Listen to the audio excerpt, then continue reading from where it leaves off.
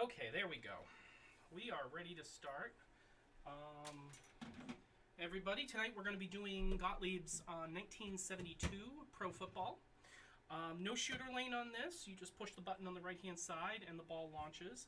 I know there's quite a bit of glare on the camera. Hoping that maybe we can adjust that as we go, but we'll see. This is a multi-stream, so we are on a few different platforms, so we'll hope the chat works.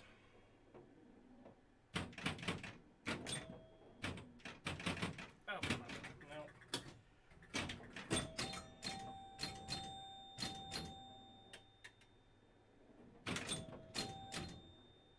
This game has an awesome spinner on it.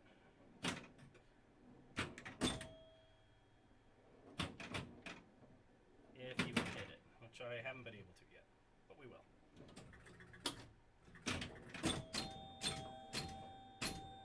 First game's always rough, which is going to wake everything up.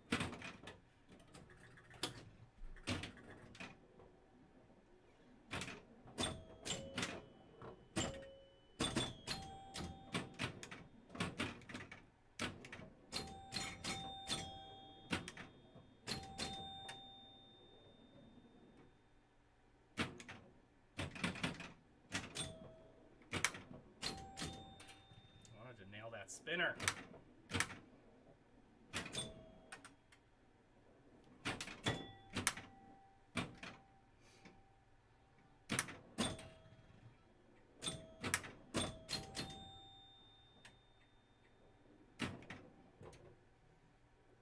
Hey, Brian.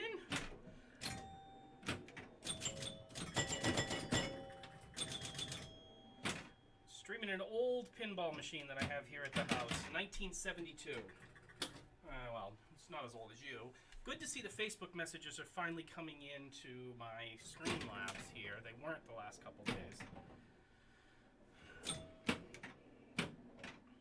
So we're streaming on Facebook as well as Twitch, which I usually stream on, and we're actually going to go to YouTube as well.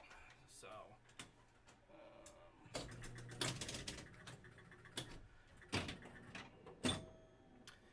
people were saying that not enough people stream electromechanical pinball, so here we are. One old EM. But I haven't played much lately. I'll get warmed up in a little bit. Now these machines literally have doorbell chimes in them. That's what you're hearing. Hey, Peppers!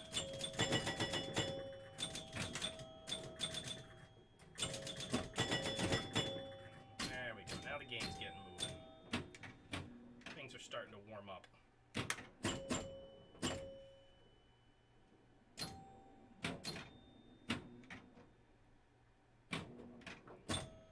Oh, that was a good shot, too.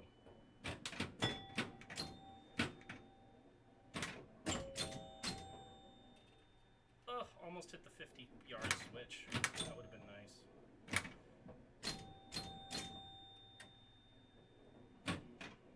Oof, almost up there.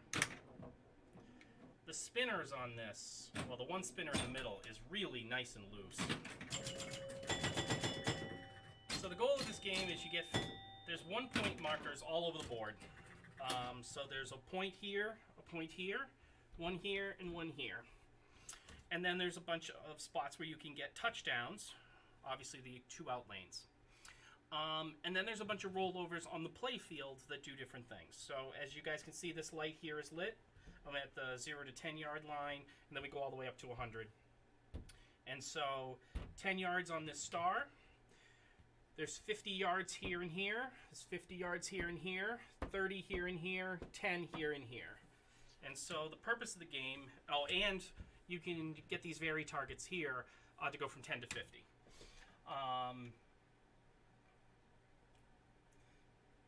Yeah, this is much different than the Monday Night Football one. And then you've got the spinner in the middle. And the spinner is so old and loose, it is fantastic. It's just, you can get this sucker going. And you just go, hey, Kristen, it's been a long time. I'm glad I finally got chat working from Facebook up into the stream. I was only seeing certain chat for a while. I unlinked and relinked my Facebook to the program that I use because I was noticing that I wasn't getting the chat messages through. So this machine is the most beat up machine that I have. A lot of the inserts are really cupped on this. The paint's in bad shape. The back glass is in bad shape. If ever there was a candidate to make into a sports team's pinball machine, this is it. This would make a great New England Patriots machine. I could probably sell it instantly, but you have to rip the whole thing down to do that. The other cool thing about this is there is no pull here. So I just hold the right flipper and it launches the ball. This is set to 5 balls at the moment. Oh, there we go. And so on the back glass here, we've got 2 different scores. We have the point score for the football game that you're playing here. And then as you're hitting things in bumpers, you also have a high score up there as well. You have both. So it's a single player game. So, you know, there weren't a lot of single player games in the early 70s. I mean, everything was going to 2 players around this time. Where do you want this? Yeah, I don't have a cup holder here, so it's gonna have to go over there. Don't nudge it. I will try not to bump it. I got the Facebook chat working. Good. All we have to do is make sure YouTube chat's still working. Never said quack. Monday night football. Yeah, there was another game Monday Night Football. That wasn't Gottlieb, though. That was, I don't remember who that was. You'd have to look that up for me. I brought my phone. We also have to remember not to judge my pinball skills on this machine, because these machines were designed To be evil? to be evil and to eat quarters. These were designed to make money for the operators. Because they weren't a gambling machine. They were not a gambling machine. This was a game of skill. It literally says it on here somewhere. Does this one have to say that? A lot of them do. It might say it on the back glass. I don't think it's on this one. No, maybe not. No, these were older than the ones that were Games of Skill. Oh, These were okay. Games of Skill were like 50s and before. Well, no, because people were using them for gambling. yes, but in New York City, a lot of these games were still banned up until I forget what year.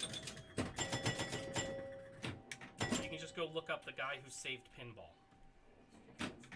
Well, we found that fun fact about Rhode Island, that the way that they do pinball gaming and like arcade gaming is that if you do it per the game on pinball machines, is how they normally do it, so they charge an entrance fee instead. Right, well that's an evil tax thing. That's all that was. Is that in Rhode Island they tax pinball machines by plays. So weird. Well, it makes sense. What was that LP got? I forgot. I don't even remember now.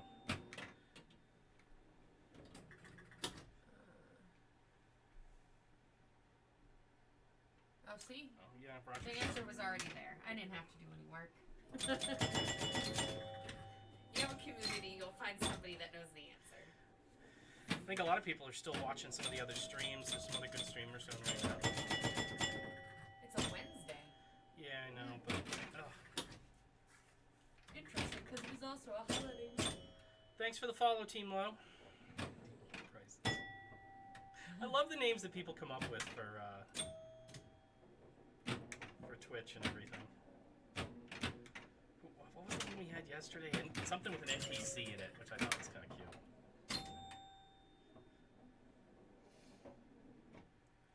Kristen, what are you doing up at this hour? Don't you have to work? Alright, that was the end of that game. Wow, I haven't hit 31 points to snap it yet. Not that it matters, because I got it set to free play anyways. That's okay. Later this week we can play soccer together. Okay, we can do that. I'll look at my schedule and figure that out. For right now, I'm gonna go to bed. Okay, you have fun with that. Yeah, I'm not super thrilled that I need to, but I can't. There we go.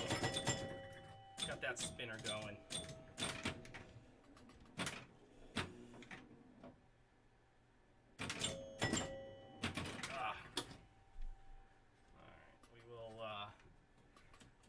position the camera a little better here.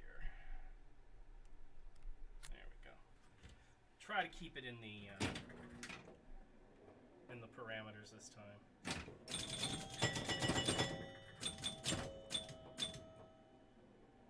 Bounce, bounce, bounce.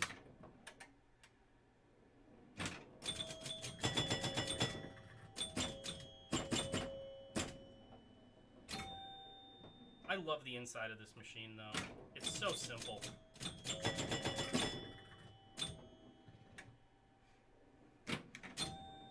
Yeah, I'm always up too, Kristen. I never sleep. When I do, it's only during the day. Ah.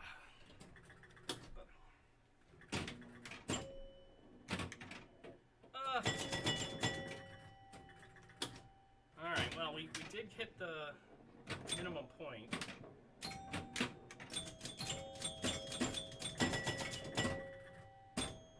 Still feel sorry for Megan that she's going to have to go downstairs and go upstairs and try to sleep during this. It's going to sound like doorbells going off the entire time.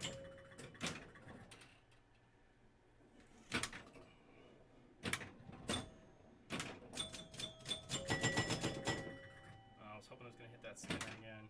Hey, Wolfman, how's it going tonight?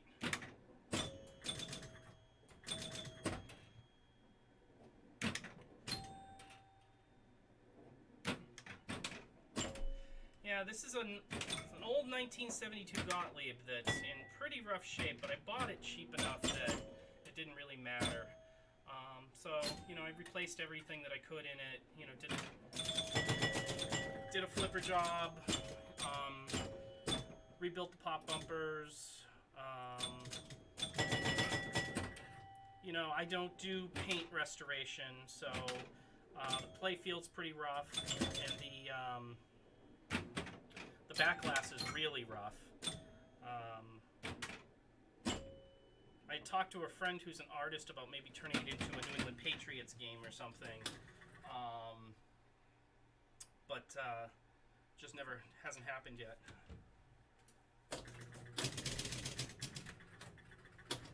Plus, I'm not sure how I feel about that. The only thing I didn't do was fix the spinner, because I like the loose spinner. It makes the game more fun. I like old spinners like this that actually spin back and forth and actually give you points. Well, that was my fault. Yeah, you could easily retheme this to your favorite football team. The mechanics are there, the electronics on it are solid. I mean, if you look at the back glass, there's nothing left for paint on these guys. This thing was filthy when I got it. It had obviously been in a bar at a VFW that allowed smoking until the 80s or something. I don't know, or the 90s maybe, because it was dirty inside and out. But I like it. The plastics are in good shape too, which is also nice.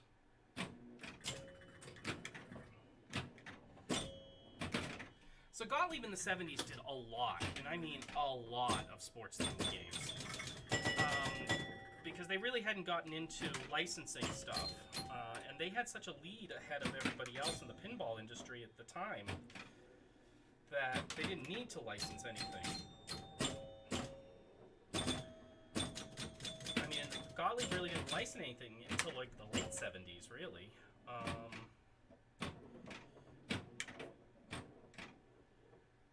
Something. This looks better than Funhouse. Oh, Pod, come on. I mean, this definitely has more paint on it than Funhouse does.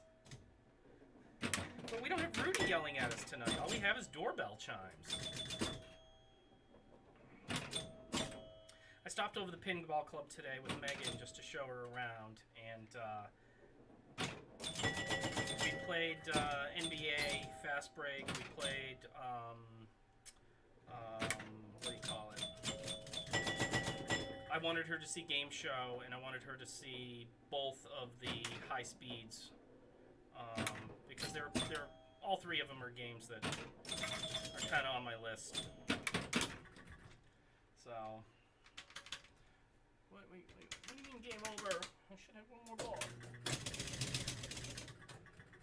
There's something about these old machines that's just so nostalgic, though, and so great. The clicking of the reels, the doorbell chimes. I did have her play Charlie's Angels while we were over at the club tonight, and that's an old Gottlieb. It's a '78, but it's solid state, so it's System 1. So they took out the chime box, and it has like a beeper box, and the beeps in it just does nothing for the game. I don't like it at all. And the playfield is pretty bad. I don't like it.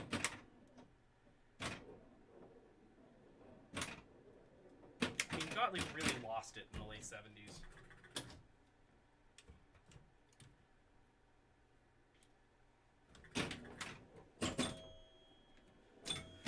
Oh, I have enough space. I'll just start taking bedrooms out of the house. I mean, that's you know. Yeah, High Speed 2, Megan and I played a ton of that. I would get High Speed 2 over High Speed. I mean, it has the DMD, it has that game in it. Hey, Chuck, how you doing? And I love High Speed 2. I really can't get enough of that game. I will stream that over at the club one night. It's just so much easier to stream from home because then I don't have to. I mean, I don't think everybody realizes this, but I can't stream at this quality off of a laptop. So I'm gonna actually spin a camera here quick, if I can. Let's see. So I have a full computer sitting here right now. I took it out of the bigger case it was in and put it in something with a handle so I can at least travel with it. But it's not exactly easy to travel with. So don't think I'm going to be doing it on a regular basis, but I think at least once a week. Well, regular basis enough.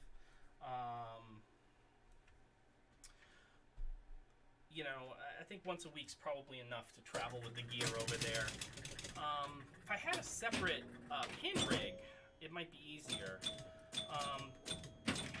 The thing I can't really show is so that this whole thing is mounted on a tripod with a crossbeam over my head here, over the pinball, and with a tripod to my left. And off of that, I have a monitor in portrait mode so that I can see chat and see that. So it's not just bringing a PC, it's bringing the tripod and this monitor and all the cameras and brackets and 15 feet of cable. It's kind of an ordeal. Night, Chuck. Thanks for checking in. And so,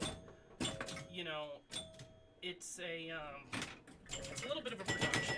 And those of you who don't know where the Nashua Pinball Club is, it's in an old mill building at the end of a really dark street. So it's not the place I want to be leaving at 4 in the morning by myself.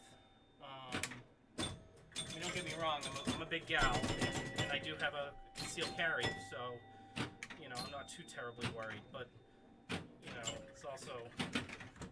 it's not all that easy to pack everything up and put it in the car and then, go back in and out a few times. So, but I think it'll definitely be worth it for some of the games that they have over there. High Speed 2, Game Show. I was going to do Game Show last week. Last Wednesday, actually. And I didn't because the person who owned it was doing a rubber kit on it. And now the machine is just mean. I actually played it today with Megan, and oh, what a save that was.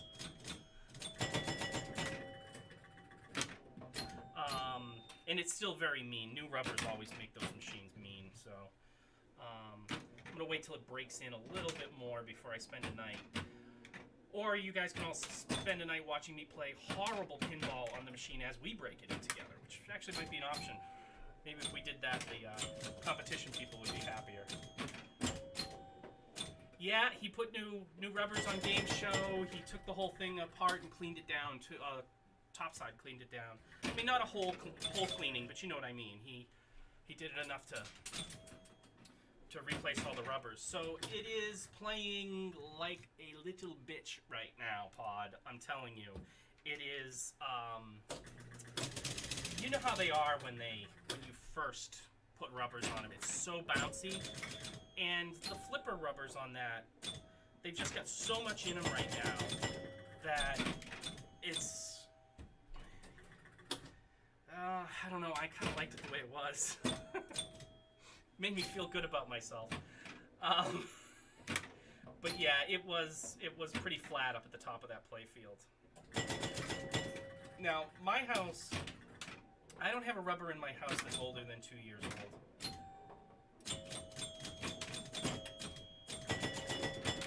You know, so, and my machines, like this one here, does not get a lot of play. So this is a little bouncy. Yeah, and for League, that's a problem, because you don't want a machine that plays for an hour. It's actually it's a little meaner than it was, but it's still very playable. It went from being very loose to being mean very quickly. I guess it was the contrast for me that got me.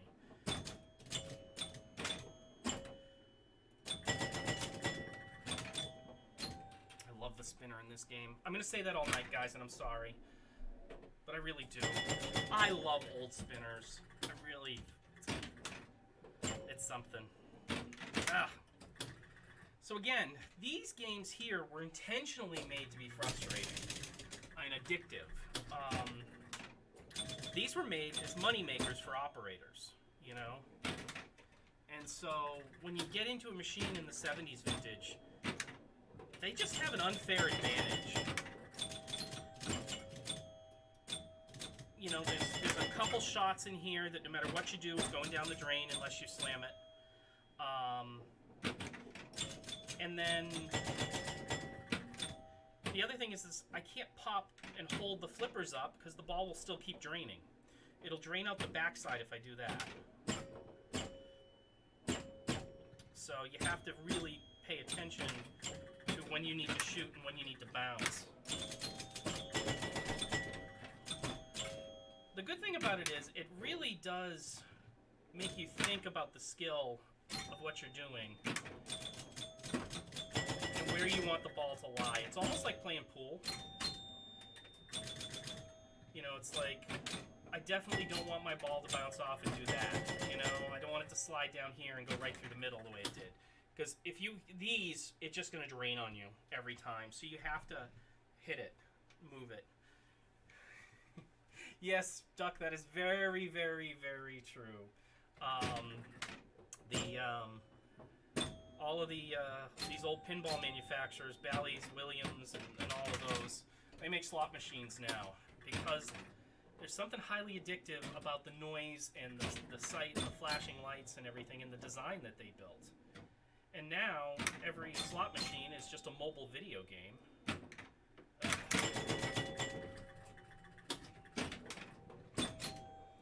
So we're not going to hear this knock, by the way, even though we have made some scores on here that would give you a free play.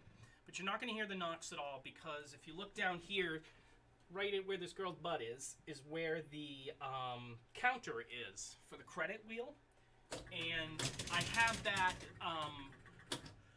forced into a position where it never decrements or increments. So you don't have to put credits in it. It's really the only way you can free play these old machines. And as a result, the knocker coil never gets triggered because it doesn't see that credit getting added during the gameplay. So we're not going to hear any knocks of what we're of accomplishing anything, which I think takes away some of the satisfaction. I like hearing, even if the EMs are so turned down that you get free games just for playing because they couldn't put it on. Let me explain that. For those of you guys who haven't been to a free-to-play room at a pinball convention, one of the things they do is all the machines are on free-to-play, but these older ones don't have a free-play mode. So people jam them like this, or they set the high score so low that it always starts giving you extra credits even if you did a lousy game. So sometimes you hear them knocking in competition spaces and other spaces, and it's kind of nice. And thanks, Megan, for checking YouTube and making sure YouTube chat works perfect. So I think I figured out all the multi-stream problems. I'm not streaming to, what's Twitter's Periscope. We're not streaming to Periscope tonight because someone said the video quality there was awful. I need to work on getting the stream to there at a better resolution. And yeah, there is no plunger lane on this. This was Gottlieb trying to make a economical wide-body-esque machine. So by removing the plunger lane, they really recovered, 2.5 inches of space when you think about it. Because you would have the plunger lane here, and then the wood. So, you would you're getting 3 more inches of space all the way up. And, now they could actually not have to arc the top of the play field the way that they always did and lose all that space at those corners as well. They picked up a lot of space here. I think it's another reason why I like the game. It's different. It's different enough, and it's unique enough. I'm telling you, Pod, we should strip this one down, sand it down, and turn it into a New England Patriots game. We'll make millions off it. All right, maybe not millions. We'll make thousands off of it. Some sap will pay $4 grand for a New England Patriots machine. I'm sure of it.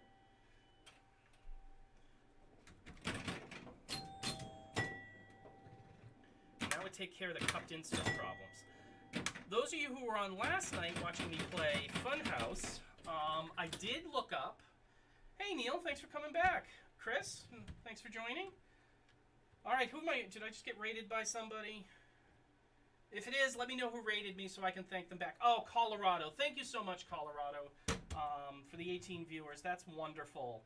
Yeah, we're doing 1972 Gottlieb Pro Football. Those of you guys who haven't watched me before, I'm Pinball Princess Jillian. I'm here every night, about 5 nights a week from about 11:30 to midnight. Depends when I get my butt down to my pinball room and get everything set up, all the way through till...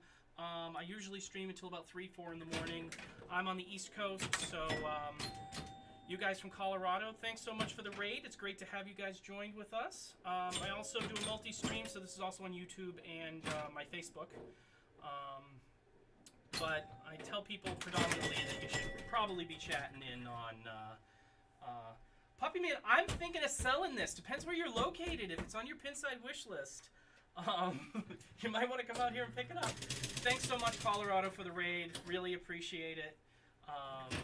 You guys are great. I was watching you guys earlier and last week. I'm doing an old EM tonight. Giving this one some love. This is, at the moment, the oldest working pin I have in my collection. It's a 1972. It's a Gottlieb. I do have a 68 that I just got from somebody in the garage. I haven't even had a chance to look at it. I plugged it in and made sure it powered up, and that was about it. Yeah. Hey, Paul, thanks. Colorado. I'm telling you, it'd be a trip. I'm thinking of either, if I can find somebody I know who's an artist that has time who wants to retheme this into a sports team. This machine's pretty beat. I got a lot of cupped inserts, the playfield. I don't know if you guys can tell, I could move the camera closer. The playfield's in really rough shape. When I got this machine, the playfield might as well have been black. It was pretty bad. It was obviously in some place that had heavy smoking for a while, so it took me a lot to get it cleaned up. The good news is I got it for a good price because the playfield and the back glass are in such condition. Did a flipper rebuild on it, rebuilt the pop bumpers, almost. Yeah, I mean, let me see, I'm actually, maybe the GoPro camera here will be able to, let me see if I can do this without screwing up too much.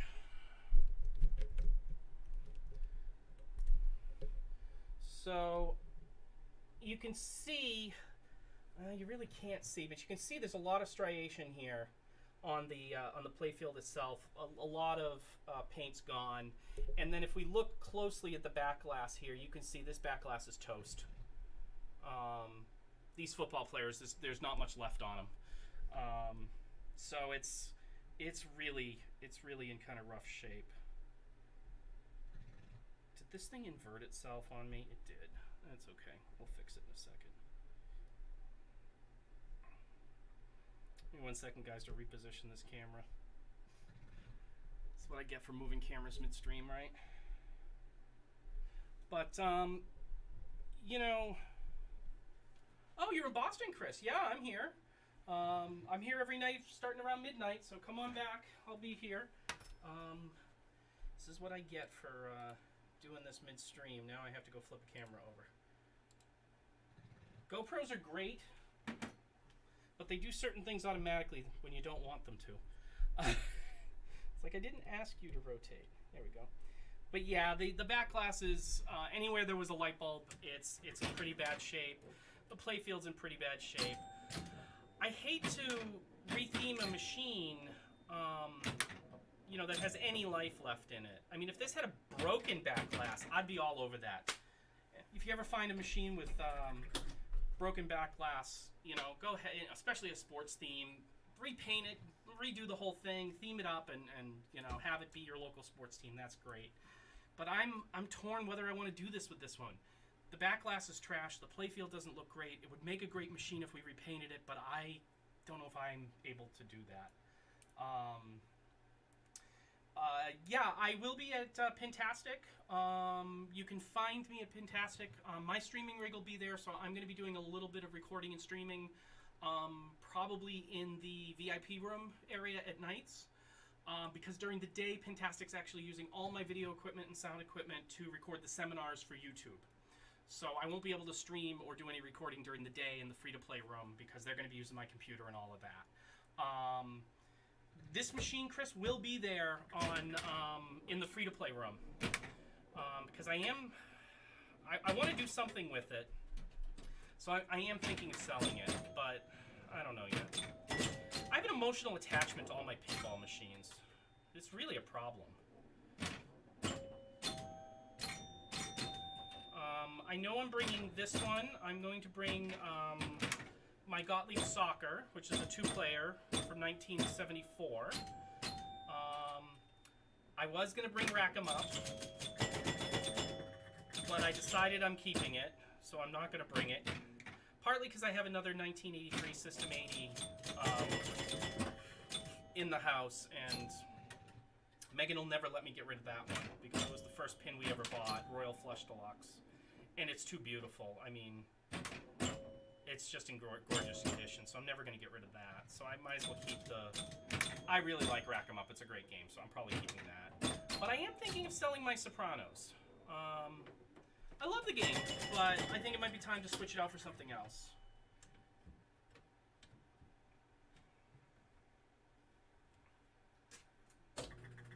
Yeah, Pod, I agree. You know, it's one of these things where I'm gonna wait to find one that doesn't have back glass. I think that's really going to be my criteria. Is one with either a back glass that you can't even see, or one that doesn't have a back glass, and then I'll do it. And when I do it, I think I'm going to want to do 2 of them at the same time. If I can find, like another one of these, a pro football or a football themed one from someplace, and if I could get a football one and a baseball one, maybe I could do them at the same time. You know, find a company to do a playfield overlay and have 2 of them made. You know, kind of cut down on the shipping cost and, you know, all of that. Those of you who were on yesterday, I did find that there is,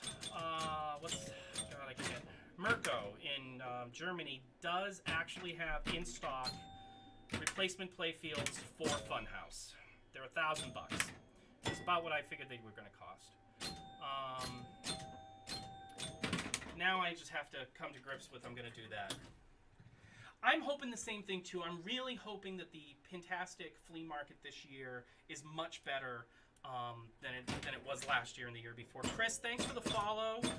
Really appreciate that. Hope to see you soon. Again, I stream kind of later at night, and I'm kind of a casual player, but look forward to seeing you again.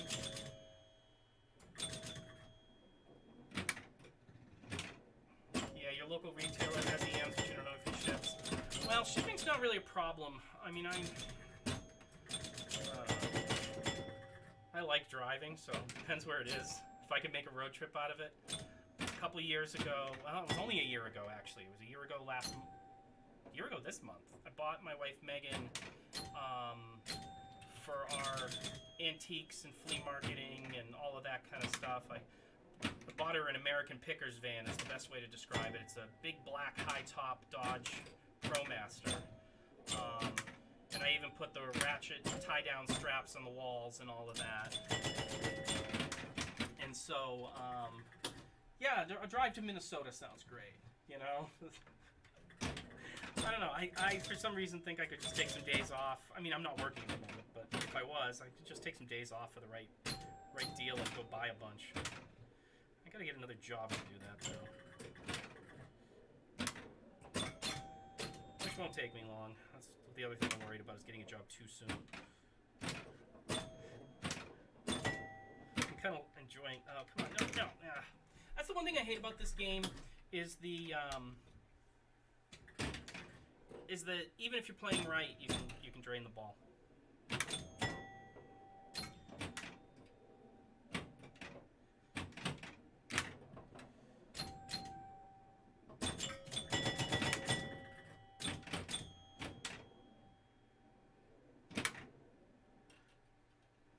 And you're right, Pod, this might be in too good a shape. Someone like you could repaint this. I mean, the paint job on this is not hard. And when you clear coat, the inserts, even though a lot of the inserts are cupped, they still have good text on them. Like the when lit is still very clear on them. So if someone did do a repaint on this and a re-clear coat of it, this machine could look brand new. It's just not the thing that I do. I like fixing electronics. I don't like fixing paint. I'm not an artist. I'm an engineer.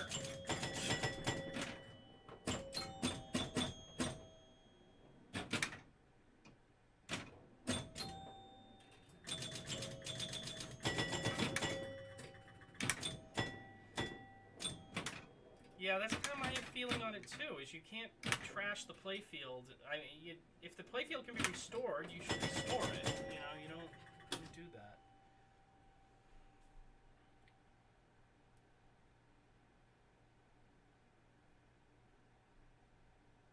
Yeah, I love the miscellaneous playfields. Oh, I missed. Thanks for the follow. Appreciate that.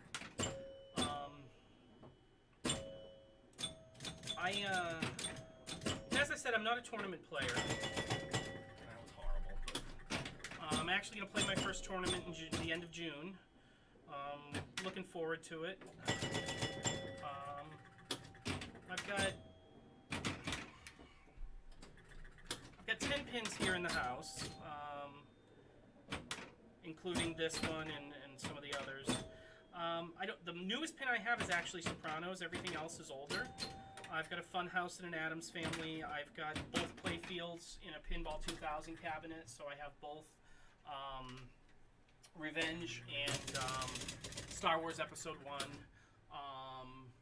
And then I have Rack 'em Up and Royal Flush Deluxe, as well as these two soccer ones. And then there's I got a 72 Williams Big Show in the garage that someone just gave me. Not 70, 68, I'm sorry. It's a 68.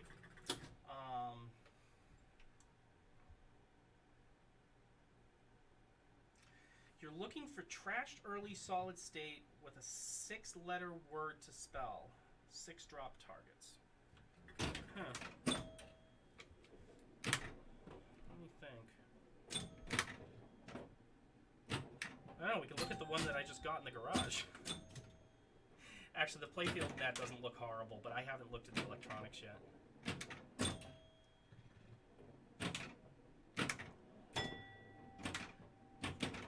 But What six-letter word are you gonna spell? Oh, it wants to make a theme game for a CEO.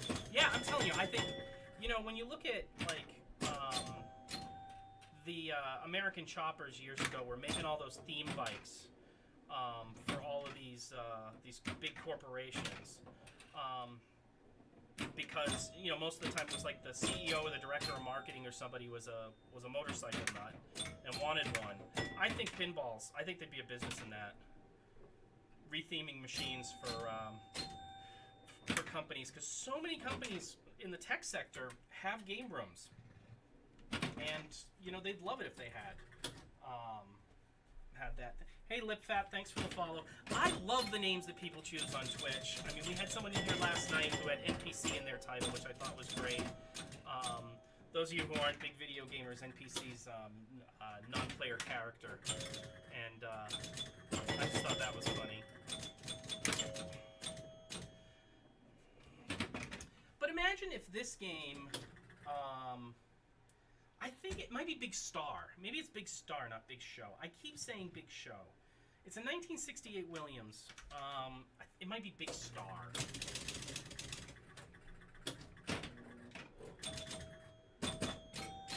I haven't even, the only thing I did to it, the reason it's not down here in the basement so that I can look on it and it's in the garage is I haven't had help to get it down here yet, number one. And number two, it only came with 3 legs. And so I have to order a set of legs. And the legs that were on it were spray painted. Yeah, Big Star, that's it. I don't know why I keep saying Big Show,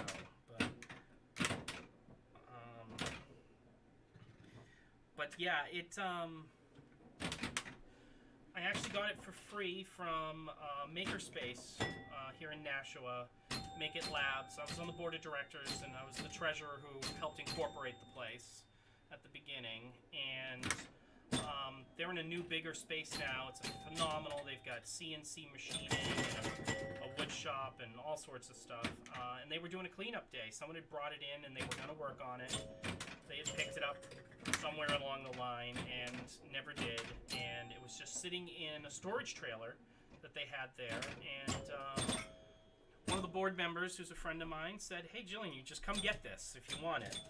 And I, of course, said, "Does it work?" And I responded seconds after that. I went, "It doesn't matter. I'll take it anyways. You know that." So I plugged it in while it was in the back of my van, just to see if it powered up. And it does power up, and the GI lighting works. So right there, we have a good power transformer, and we have lights. Beyond that, have not looked at it yet. I'm hoping that there will be somebody at Pintastic New England who has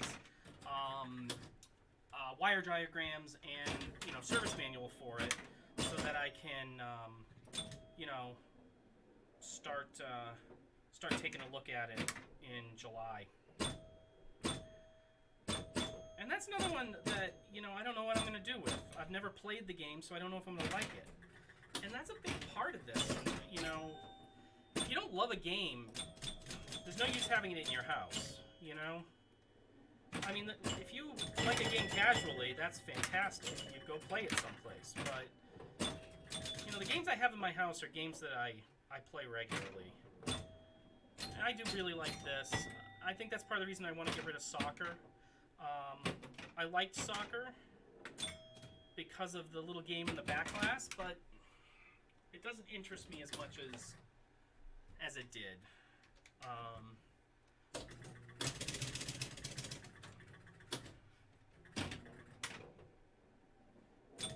Yeah, well, Pod, that's you. I haven't had time. Well, I have had time. I've chose not to do it. I should stop lying and saying I haven't had time, because I do. I have all the time in the world right now to look at stuff like that. But, yeah, I just haven't done it yet. I have a golf cart, because we go camping a few times a year at this place that's a giant hill. And I'm 42 years old, and I'm getting too old for this crap, as I say. So last year I bought a used golf cart from a guy who was at a drag strip. No joke. He used it there to get around the drag races. And so I brought that home because it lives in a storage unit in Maryland. And I brought that home, and I worked on that this weekend with some friends were over, and I replaced some lights, did an oil change, filter, plugs, you know, all of that kind of stuff. Just did a quick tune-up on it, because I had to get that done before going, because I'm going to be there the week before Pintastic. So the order of operations here is get the golf cart done, get everything ready to go back down to Maryland for camp, and then we come back, and the week after that is Pintastic, which will be rushed to get all the pins that I'm going to sell buttoned up and make sure that I can tell everybody who's buying it what's wrong with them or what I've done to them, and you know, so I got to get all those records together. So that's why I say the Williams machine is going to wait until July.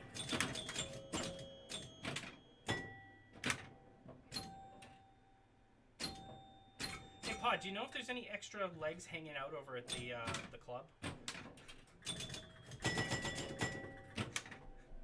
So if there are, maybe I'll bring it over there and set it up.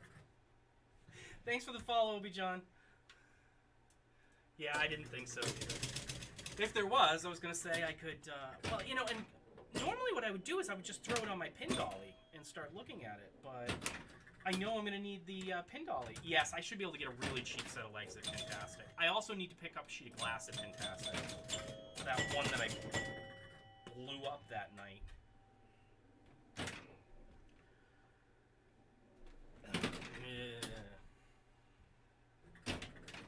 Yeah, last year I was really disappointed in the flea market at Pintastic. There was like nobody set up out there. The year before there was at least a couple.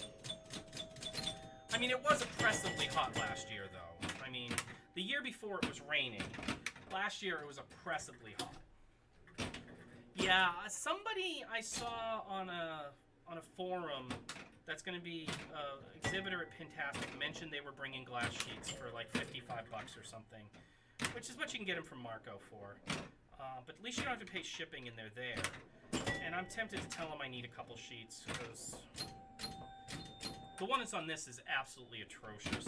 I mean, this thing is so scratched up everywhere. And so is the soccer one. The rest of them are good. I'm short one now because I broke one on that stream that day, trying to rush and nicked it on the side of a leg.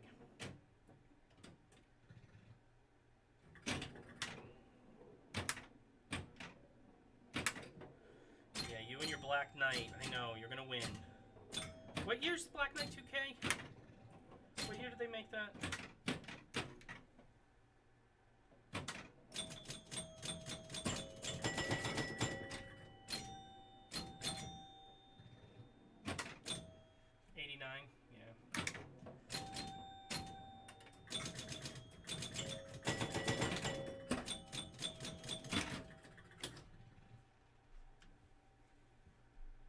Really, Neil? Pin Life has it. So the cheapest I could find them a year ago was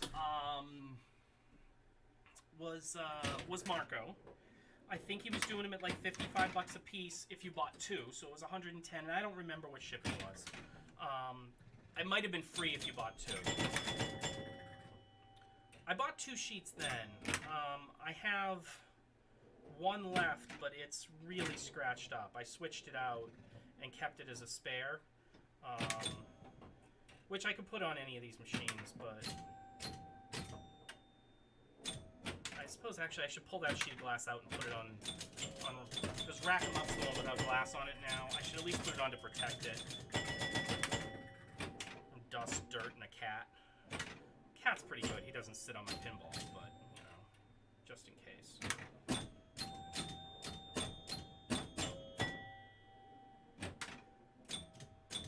I do really like this game. Pod, this is the problem. I can never sell games because I think about it and I play them and go, you know, what am I going to get for this machine? Is it worth it? I could just keep it here. It's not taking up that much space. It doesn't cost me anything to own it.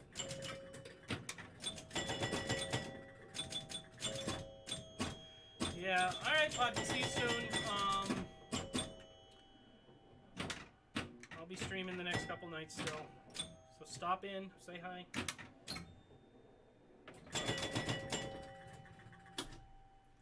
Yeah, I know. I hadn't put much thought into it yet. I have to look at how much I've put into it. I remember what I bought it for.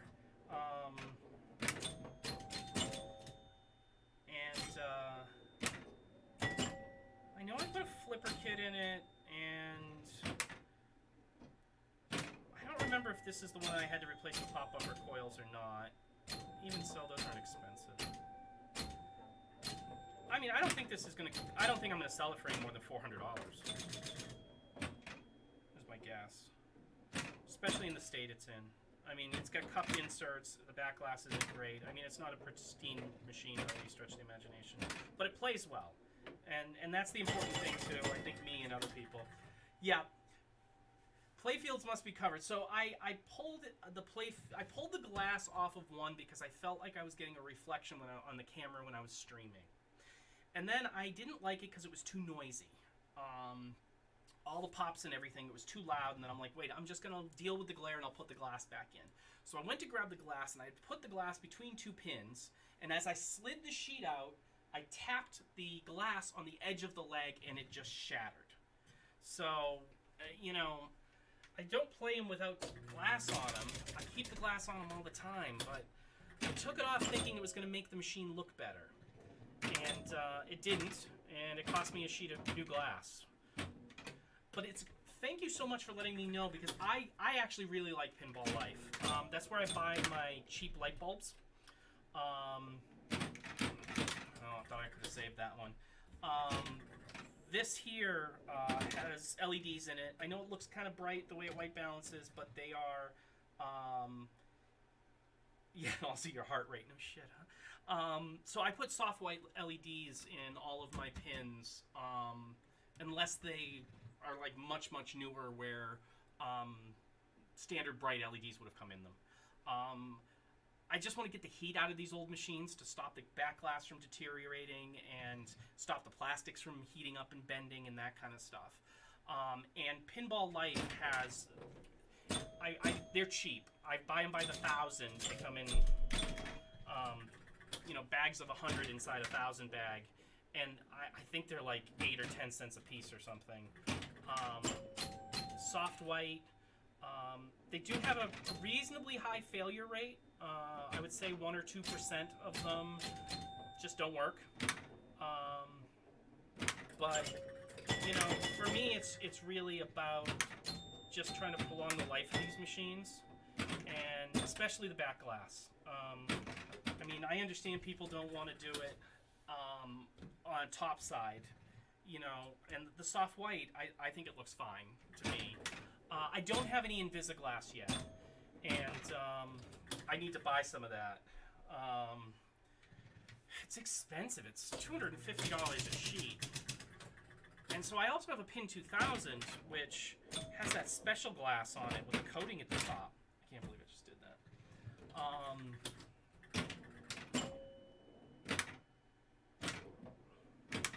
Well, I'm glad that you guys think 400's fair for this, because I think 400's fair for this, for what it is. It's in good playing condition. You know, it's a solid machine, but it's just cosmetics, you know? And that's, you know, where the value comes. I mean, if this was a mint condition machine, it would fetch a lot of money. It's not. Like most machines from the 70s, it was heavily vended and has never been restored. So for someone who restores paint and likes doing that work, this would be a great machine to restore. And it would be gorgeous when it's done.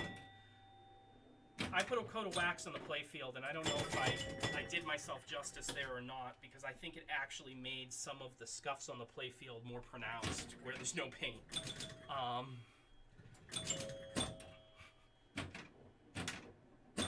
Plays better, but yeah, it looks like crap.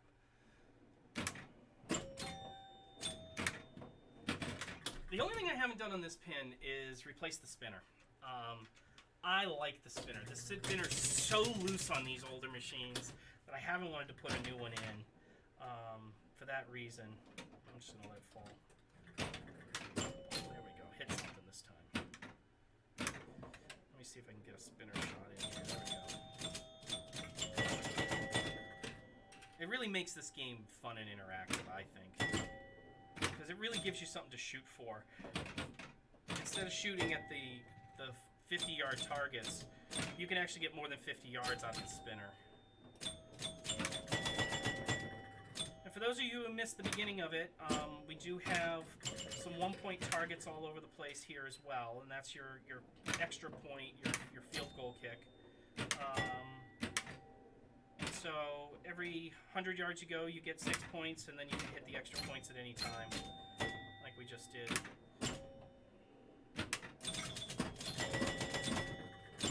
And so it scores twice. So you've got points going to the football score, but you also have a high point score as well, which I think is neat. Like NBA Jam, it's just about the basketball score. There's no score for hitting anything else in the game. It doesn't matter.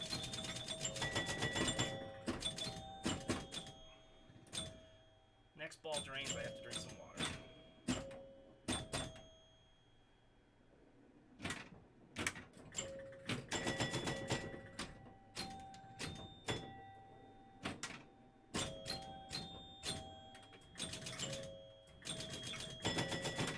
Yeah, that's my logic too. Is I don't restore things cosmetically. My house is full of antiques, and I refuse to, if I wanted a Coca-Cola machine that looked brand new, I'd buy a brand new Coca-Cola machine, or I'd buy a repop. I wouldn't buy an old one and then send it out to have it walnut blasted and repainted and re-chromed and all of this stuff. It's just not the way I like it. I kind of like it rusty. I like it dirty. I like it to show its age. So when it comes to pinball machines, for me, it's really about, are they working at 100%? Is every feature working correctly? And this machine, everything works correctly, except I have the tilt bob unplugged because I have some cupping on the rollovers, and that could be plugged back in and adjusted so that you could get the ball out of those if you wanted to. But that's the only problem with this machine. Everything else mechanically works, and the thing's clean as a whistle now. So the case could use some paint. I'll tell the truth that the case could use a lot of paint.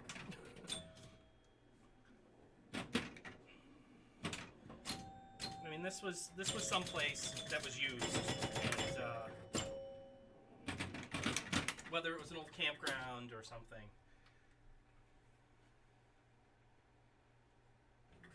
Yeah, no, I agree that something needs to be done to this, and I'm not the person who's going to take everything off the top of this and put a coat of poly on it. I'm not good that way. I'm good electronically, but I'm not good. I'm not good at the painting or the woodworking stuff or any of that. I mean, I love what Todd Tuckey does to some of these machines, really bringing them back to be brand new. I mean, you see his guys repaint play fields and everything. But I'm more like Frank from his company.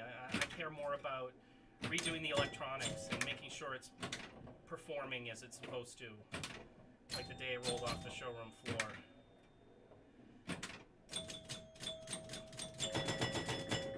So, and I don't mind the people that want to restore them and repaint them and things. I think that's a great business and a great market. It's just not my thing. It's not something I'm going to do. That being said, when I buy the machines I want them to. They don't need to be in perfect condition. They're owned in my house, right? But I want them in good condition.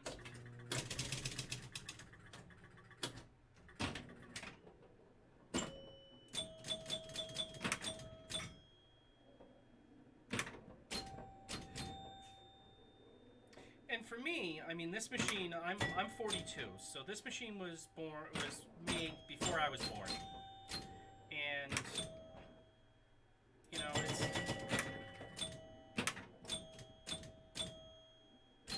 it brings me back, and all of my antiques kind of do this, of, you know, where was this,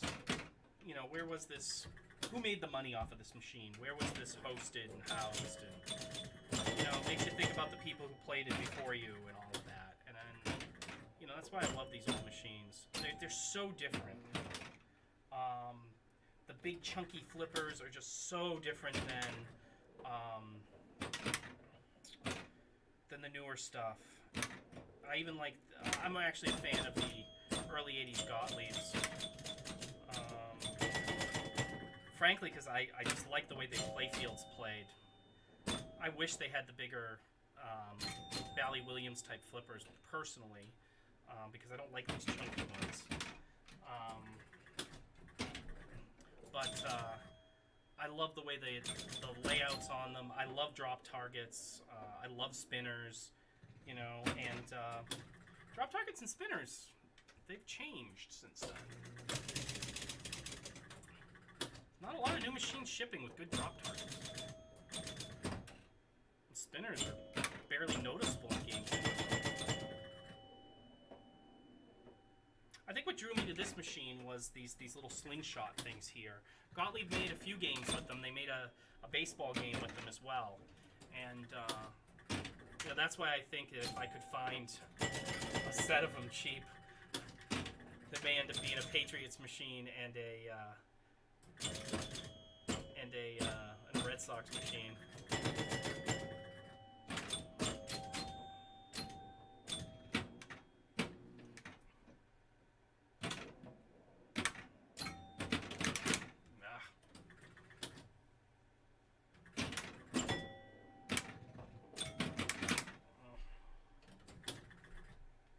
So I rearranged my screen here, so I don't actually know how long I've been on anymore, which is kind of weird for me. Well, it started around midnight, so I'll have to count how many times the hydration bot reminds me to drink.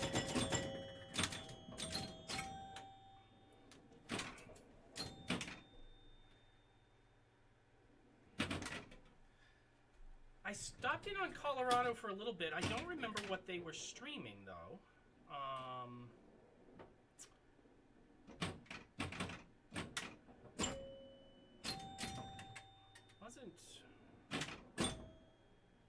Well, I know what it wasn't. It wasn't Lord of the Rings or Addams Family, because I remember seeing those in the background of today's stream. I don't remember what they were streaming today.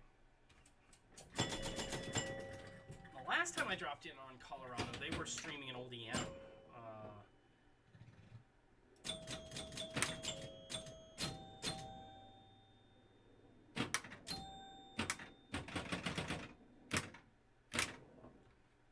Get up there. Ah.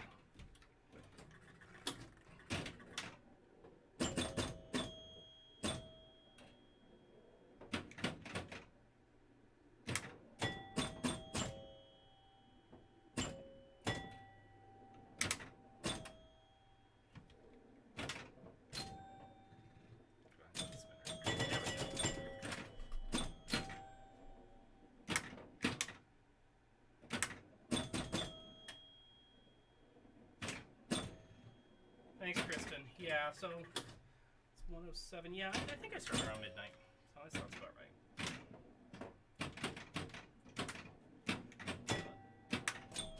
There we go.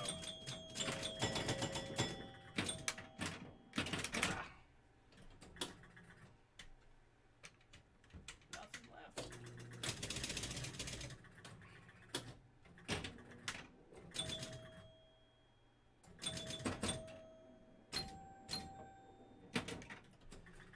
I could pick any theme pinball, what would the dream theme be? Well, so pretty much every night at one point or another, I end up going on a rampage about how much I want a goddamn Meatloaf pinball machine. I don't know why Stern and no one else has made one, but a Meatloaf pinball machine. Just think of Bat Out of Hell as a pinball machine. You'd have a great toy. You'd have a Paradise by the Dashboard Light mode. You'd have 2 out of 3 ain't bad multi-ball. I'm telling you. To me, that would just that is one of the pinball machines that I would crack my wallet open for and buy a limited edition. And I personally don't like music-themed pinball machines. I thought Guns N' Roses was good. Don't get me wrong there. But I've never been a big music-themed person. And I like Dialed In. I like Dialed In a lot, which makes me think that I'm kind of a person who likes almost unthemed pinball machines. Because Dialed In was an original concept, and as I was saying to some people at the pinball club here in Nashua, they were talking about Dialed In and saying that Dialed In is just a cell phone game. Why is it so interesting? And I'm like, well, think about Ready Player One, the movie, and what that's about. Well, the book, actually, but the movie after. It was about pop culture. And our current pop culture is, unfortunately, mobile phone games. So I could have bounced that and keep it in. But I really think what Pat Lawler was doing there was making a game that will be a pop culture game 20 years from now. And will be funny then. And he was also trying to make a SimCity-esque game without paying for the licensing, which I also respect. But if there was a pinball machine that's going to make me pull out my credit card and buy day one when it comes out and try to get a low number limited edition or collector's edition, depends which manufacturer made it, it would be a Meatloaf pinball machine. And I'm also surprised that Queen does not have a pinball machine. But those are both music pins. I am really excited to get to play Wonka. I should ask, what do you think of Jersey Jack stuff? Do you like it? Do you hate it? And I've noticed that a lot of people either love Jersey Jack stuff or hate it, and it's mostly like the competition people who don't like it and the casual players that do. And that's just been my observation.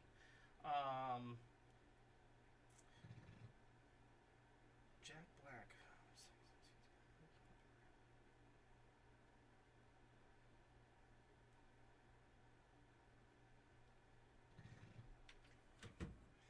Yeah, I mean, they can really make anything out of a pinball machine.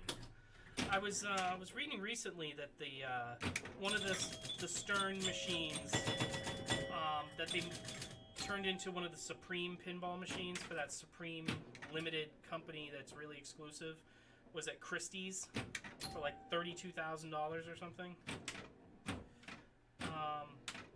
Which is just a white box with red letters on it that was... They reused the playfield. I don't remember what the playfield was. Someone here should know.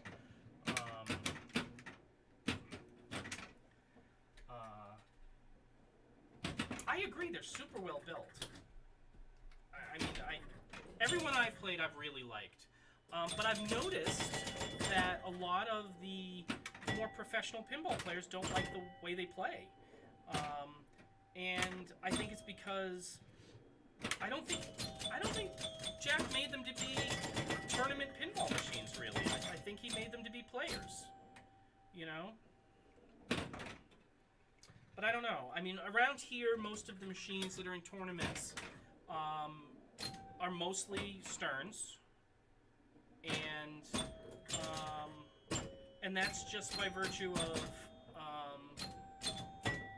a lot of the places where the tournaments are at bars and pubs and things that only have the newer machines. And it's like Addams Family's a great machine, but no one plays that in a tournament either. And the reason for that is the game logic. It's a long playing game. The logic and the loop on it are really too long. I mean, there are 2 different ways you can play that game, and they're vastly different. I mean, you either just keep going for multi-balls, or you try to get as much points out of the modes and tour the mansion. You know, and I feel like with Jersey Jack, I kind of feel it the same way. You know, and it pains me to give you the answer that my favorite theme of pin would be a music pin right now. Especially seeing that I don't think Stern did that great of a job on the last couple music pins, that is. Has anybody played Beatles? I haven't seen it yet, and I'm actually looking forward to seeing one of those as well. I'm kind of a Beatles fan, so...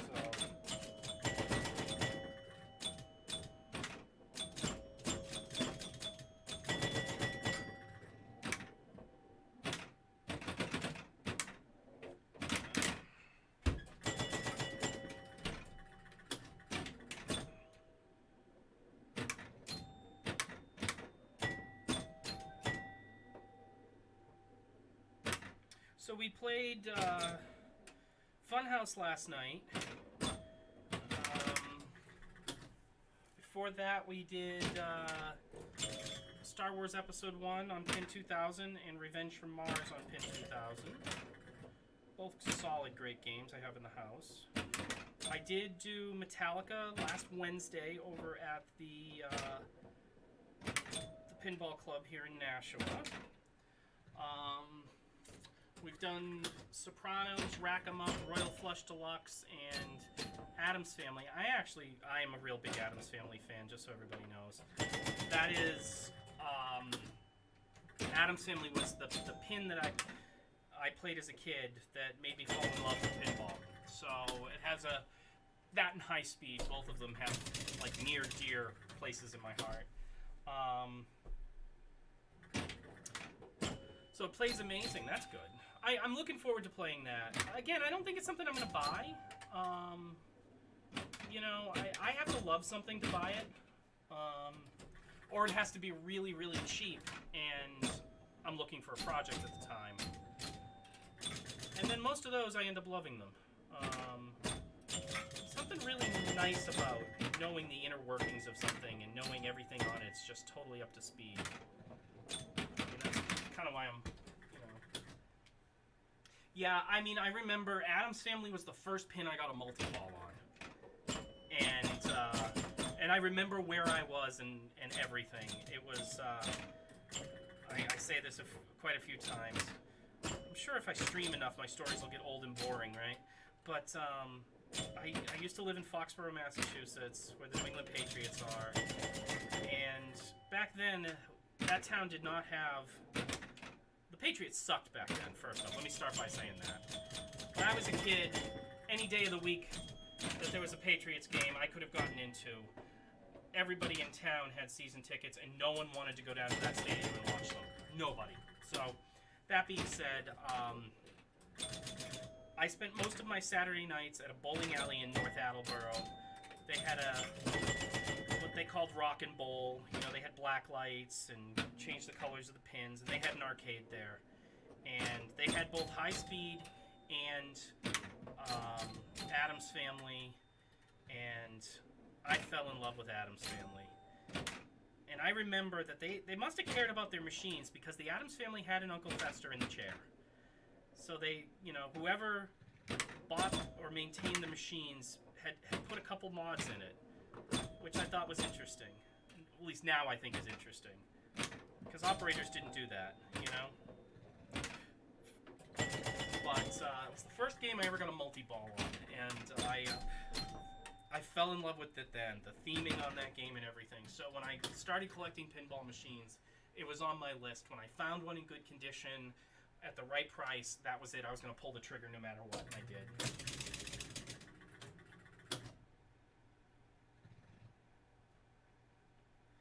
Yeah, I mean, I feel the same way. That's really what it is. I mean, there's got to be a reason, a compelling reason, for me to rip my credit card out and start paying all the money. You know, Pod, who was on earlier, is part of the local pinball club here, and he was talking about he'd won a pin in a raffle, and it was Stern Star Wars, and he was talking about that, and he was saying that you know, he had the new unboxing experience. You know, he got a pin new in the box and unwrapped it, set it up, and did all of that. And he said it wasn't that satisfying. Really? Stern picked the Munsters over Beetlejuice? Dumbasses. Beetlejuice would have been such a better pin. You know, quite honestly, I looked at the Munsters and I'm like, they're just trying to clone Addams Family. I'm just not even excited to play that, to tell you the truth. I wonder why they did that. Beetlejuice would have been such a...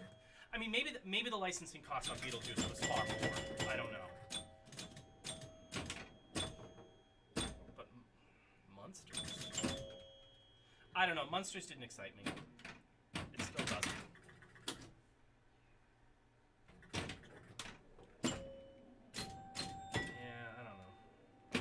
I mean, there are a lot of people who like the Munsters. I mean, there are people who are obsessed with the Munsters, so I get it.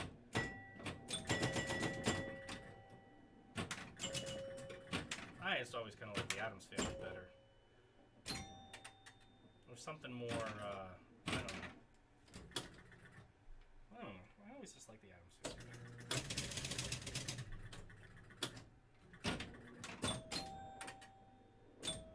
Yeah, I don't know. I was never really a Munsters fan. I could have nudged that and saved it, you know.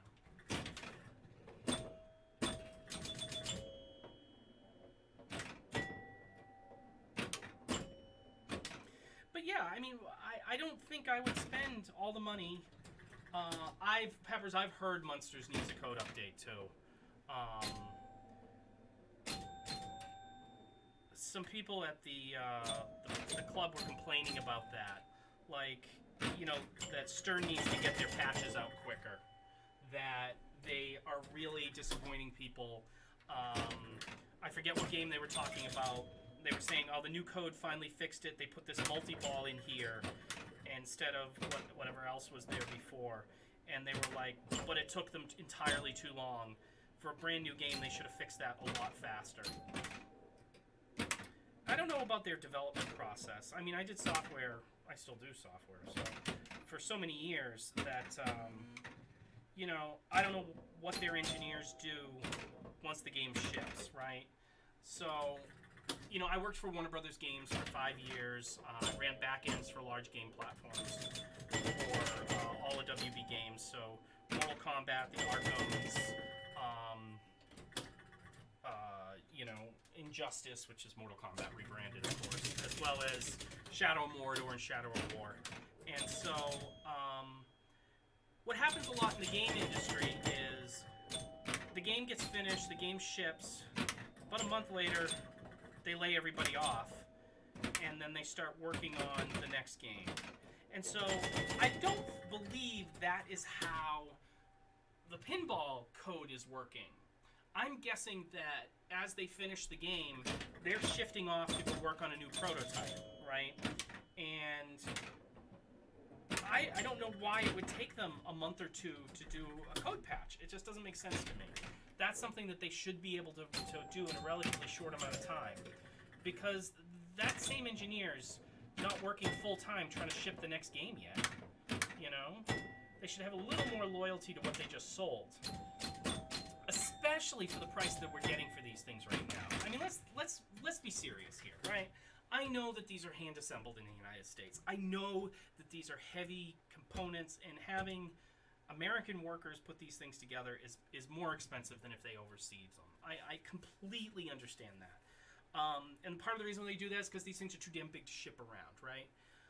But all that being said, when I look at the differences between a pro machine, a premium machine, and a limited edition machine, I have a real problem seeing the $2,000 jumps between all of those. You know, I just don't see it. There's got to be something compelling there. Again, there's got to be something compelling for me to open my wallet for a $5,000-$6,000 machine new. When I know I can wait and probably pick one up used. You know? But, again, when I say that, if I had the money right now, and I'm at Pintastic, and the Wonka machine is everything that I want it to be, you know, I would probably open my wallet for it. You know, if they came out with a Meatloaf machine that had the themes and the songs and, you know, the gameplay was right, totally opening my wallet for that. You know?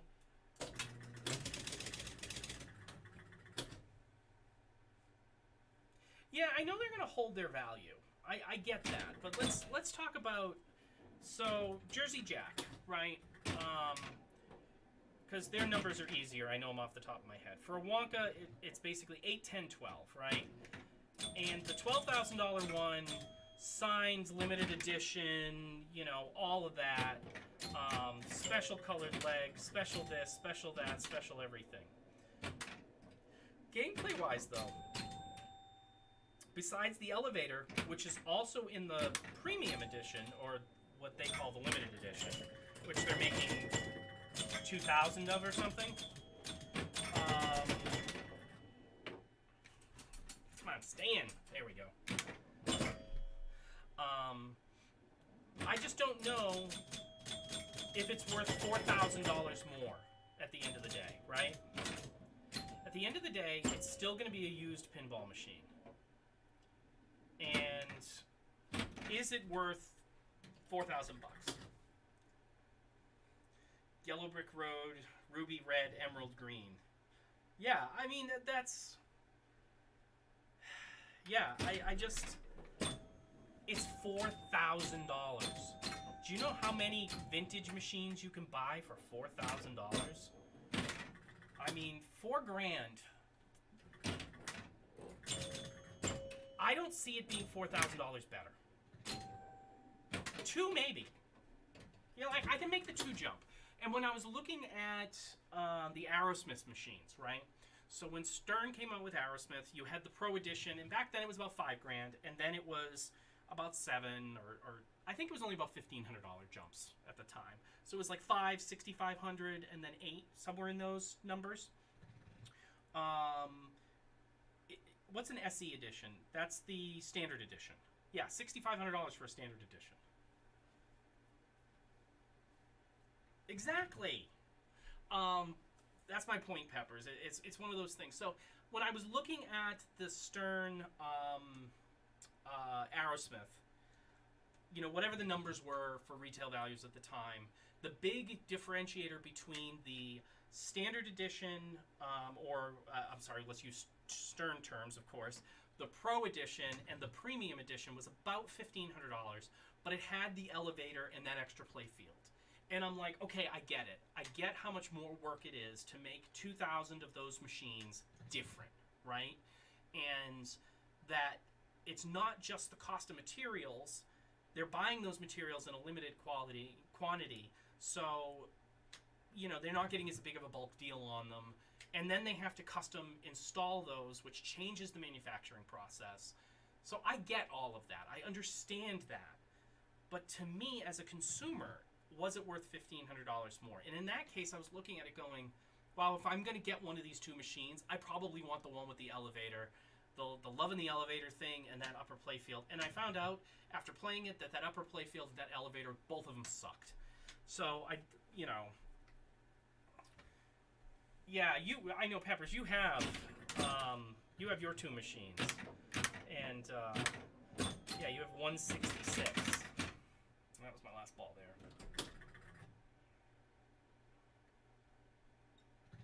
Yeah, Aerosmith is a blast of a game, but after I played the Premium Edition, I decided I didn't want it. I mean, I didn't feel that it was... I felt that upper playfield kind of got in the way, that the elevator was kind of not very well built and kind of clunky. It didn't excite me after that. That being said, if you look at my Pinside wish list, Aerosmith's on there. I want one.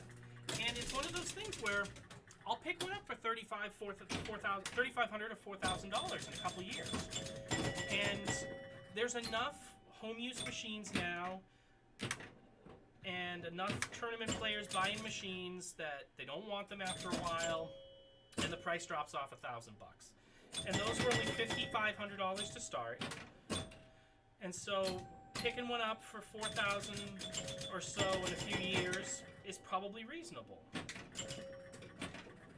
Maybe $4,500. You know.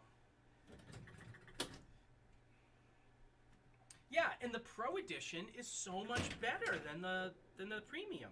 And so now every machine I look at that I think, all right, I'm going to pay all the money, I'm going to buy it new, right? I look at it and go, okay, is it really worth that? We had looked at the, Megan came into some money and really wanted a Star Wars machine. We ended up getting the Pin 2000 Star Wars Episode 1, which I'm so glad we did because we got both playfields with it. And that didn't register because the other one hadn't finished yet. That sucked. But we had looked at the Stern one, and we had looked at a limited edition one, and it was going to be like $9-10 grand for it. And the only real reason she wanted it was because it came with all of the artwork and all of the options. And lo and behold, when we actually went someplace to play it, first words out of her mouth was, how can this be a Star Wars machine and not have magnets? How can you not have the Force, a magnet, in a Star Wars machine in this day and age? It has that great centrifuge type ramp. I don't really know if that's the right word for it, but that slingshot ramp that they have in High Speed 2, they have that in the new Star Wars one. If you get the Premium or the LE. But the Premium's case and back glass was ugly. Megan hated it. She was going to go get the LE just so she could get the other back glasses.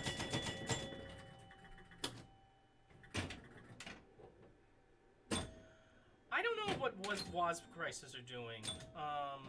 I think Jersey Jack stuff's holding its value, which upsets me a little bit because I had the hope of getting a used dialed in at one point, and I think they're going to be too damn expensive for me. I think a year from now, I'm going to be looking for a used dialed in, hoping to pick one up for $6 grand or something, and we won't be able to find one, and you'll hear me complaining about how expensive the used market is. But I think that might actually end up being a testament to Jersey Jack. I think it will go to show the quality that his machines have. I know he had problems at first with Woz and power supplies. Peppers, you had a problem with your power supply when you got yours, right?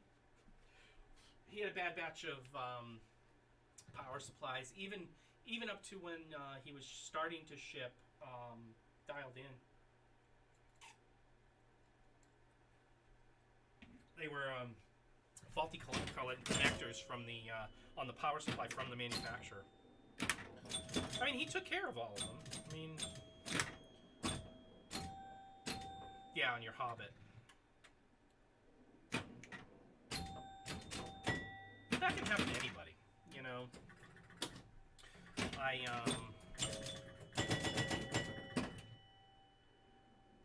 Manufacturing issues, they happen. Product's only as good as your supply chain. Yeah, who would have thought, Puppy Man, who would have thought manufacturing pinball machines is hard? I mean, you know, trying to put solid state electronics with a metal ball bouncing around hitting everything, you know.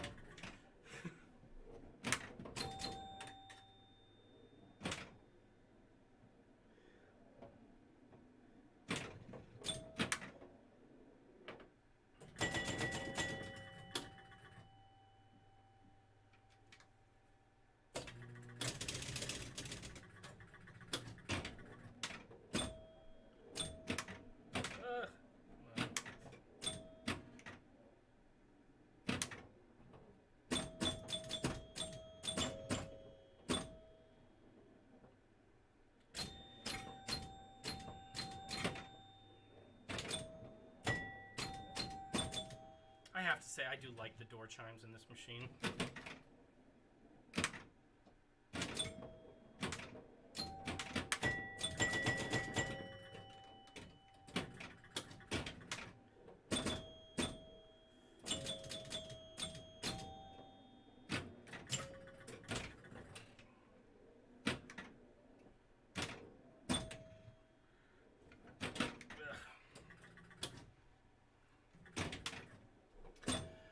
But yeah, I'm excited to go to Pintastic this year.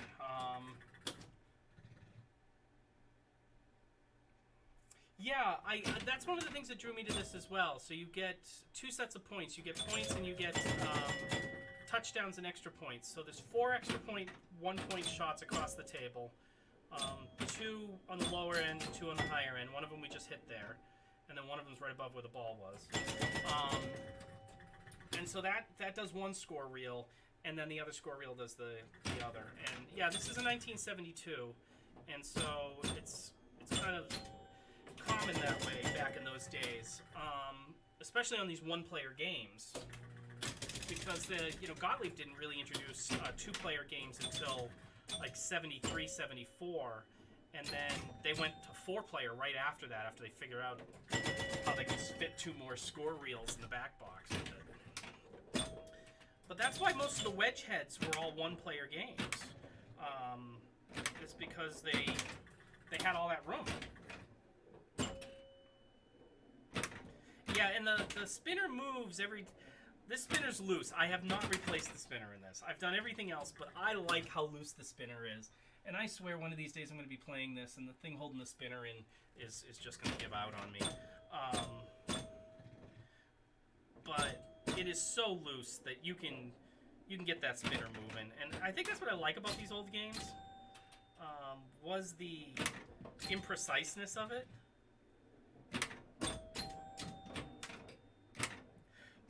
And they got these nifty little slingshot things here on the side too, which you can get 10 to 50 yards on that as well.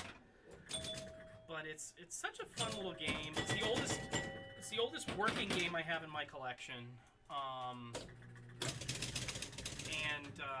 It's in the back glass, the case, the cabinet, and the playfield all have a lot of paint damage, but it plays perfect. I did all the electronic work and got it all cleaned up. I think the cigarette smoke from where it was is probably what protected the paint as much as it has. Because this thing was gross when I got it. That being said, it's not as gross as some I've seen. A lot of these machines from the late 60s, early 70s were in people's barns and things, or, had mice living in them in their basements. So many mice nests on the ones up in this part of the country. This one at least was vended all of its life, and didn't have rodents living in it or anything.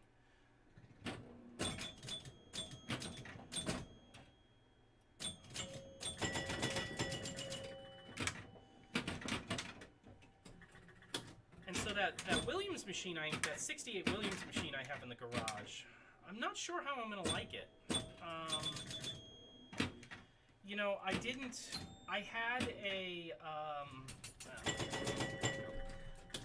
I had a 68, I don't remember if it was a Bally's or a Williams. It was called Ding Dong. It was a school-themed pinball machine. And, I always felt like the flippers weren't powerful enough in it. I mean, I did a rebuild of those, and by rebuild, I think I just replaced everything on them. I don't think there was much left. But I always felt like the flippers weren't strong enough. But in this machine, and the soccer one next to it, early 70s, I feel like it's right. So I'm hoping that the flippers in the Williams machine I have in the garage that I just got will be good. I mean, of course, I'm going to replace the coils, the coil sleeves, the plungers, links, and engine stroke switches, because that's what I do when I get any machine.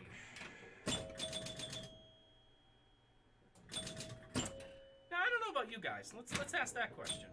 Those of you out there who do your own work on your own pins, when you get a machine, do Do you wait for something to break before you do it, or do you proactively just take the machine in and do the rubbers, do the plungers, do the, you know, pending they haven't been done yet, right? But do you just bite the bullet and do it all then? Because that's what I'm intending to do.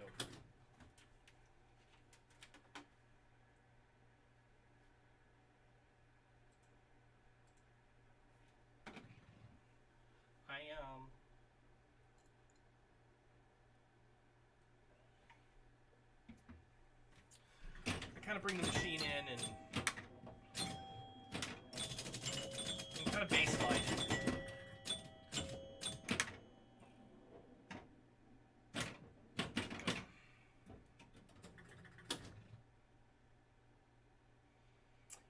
You wait, snow does stuff.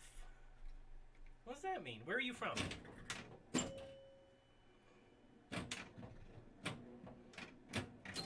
Are you the one that... Someone was from Minnesota earlier. So snow would make sense in Minnesota. I mean, I'm up here in New England. I'm in New Hampshire, so we get our fair share of snow if that's what you're talking about. But I tend to... First thing I do when I buy any machine, I order a set of rubbers because most of the time they're pretty hacked. Oh, Snow's your wife. Okay, that makes more sense. Oh, yes. Yes, I was watching you the other day, and you were playing with your Stream Deck and popping up virtual snow. All right, now I remember, Paul. I remember. Yes, I was being snarky in the background, and I was talking about my Stream Deck, too, because I love the damn thing. And just so you know, right after you got your Stream Deck, they announced a larger one that they just started shipping this week. So instead of being a 3x5, I think it's like a 4x7 or 8. I think it's a 4x8. I think it's $32.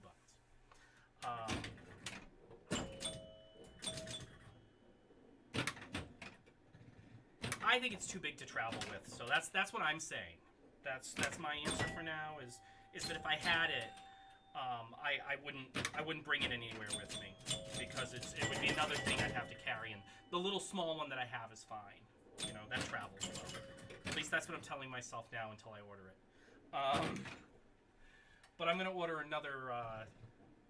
I'm ordering another GoPro and another 922 before I update my Stream Deck because this little Stream Deck is fantastic. Those of you who don't have one of these, it's like a streamer's best friend. It's all your little quick buttons for your scenes so that you can switch from your starting screen to your live screen to your be right back.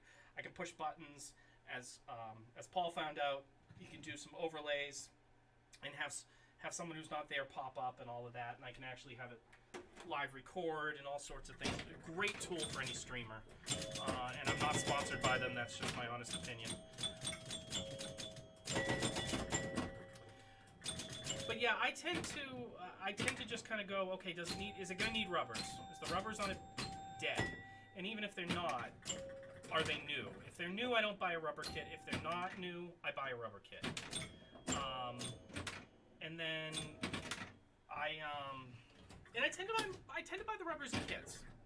The only thing I don't buy in kits is I buy the silicone flipper rings.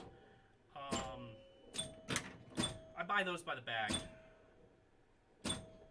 You know, so those are the rubbers who don't get used in the rubber kits I buy. But it's always nice to have extra rubbers around anyways, but I tend to buy them as kits. And just so I have them all. Ugh. And so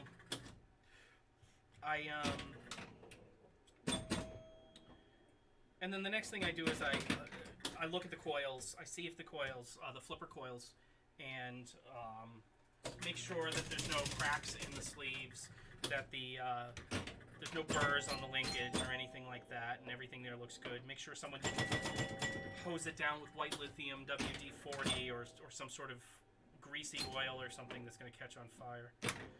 There's very few places I would use a drop of oil on a machine. But I will admit I've done it at times on some nasty little pivot points in a couple of machines.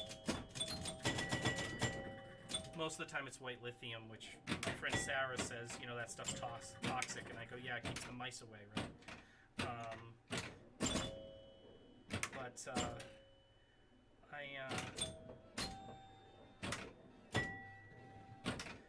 The big upgrade I did to this house this year was I put in another 100 amp panel down this end of the basement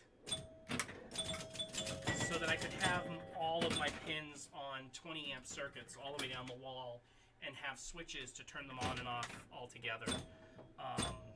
So there's no power strips, none of that down here anymore, which was really nice. It was a lot of work, but it was really good.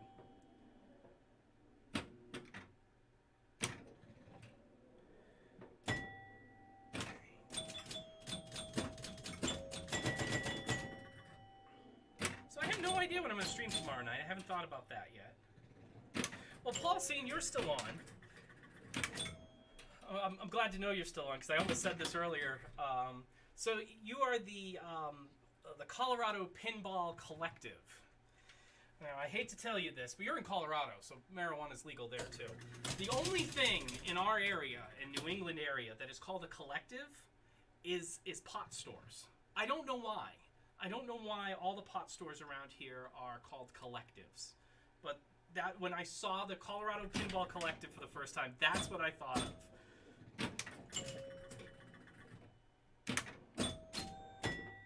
I hope you think it's as funny as I do. Don't take it as an insult, but it's what it's what I thought of.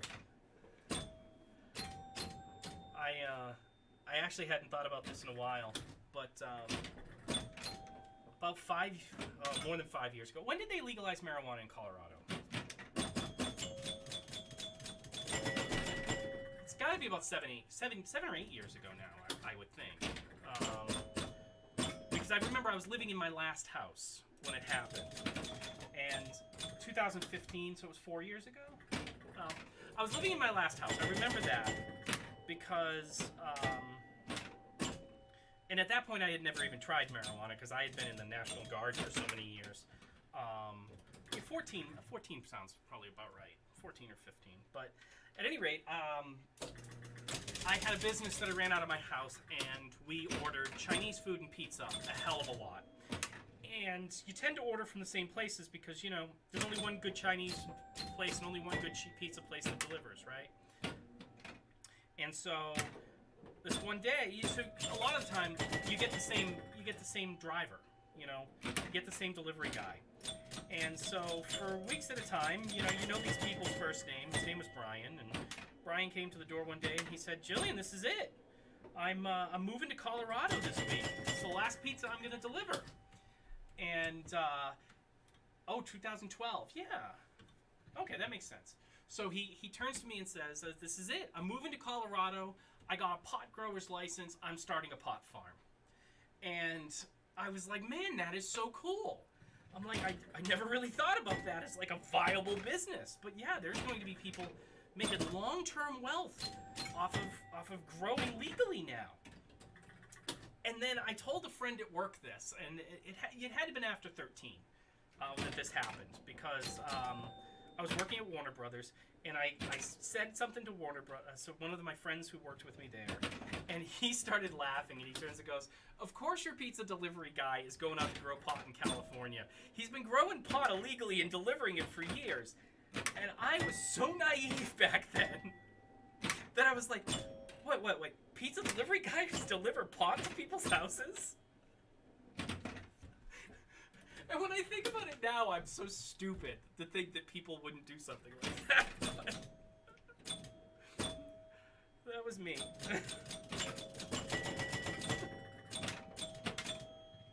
I don't know. I mean, you guys have legal mushrooms now, so, I mean, that one I think is going to blow everybody's mind for a little while. But, yeah, so the only thing that they call collectives out here are the pot growing people. The Patriot Care Collective, and this collective, and that. And I don't know why they latched onto that name either, so.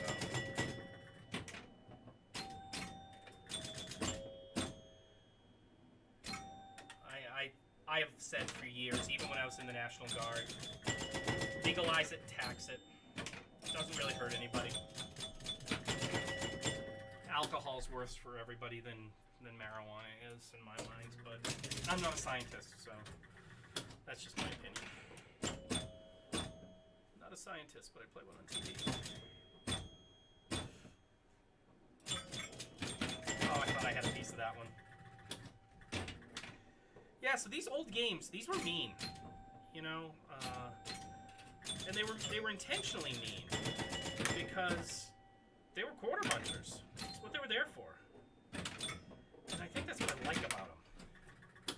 There's just something about them, and it's the smell about them too. I mean, Paul, you must know this because you guys have EMs in and out of your place, from what I can see.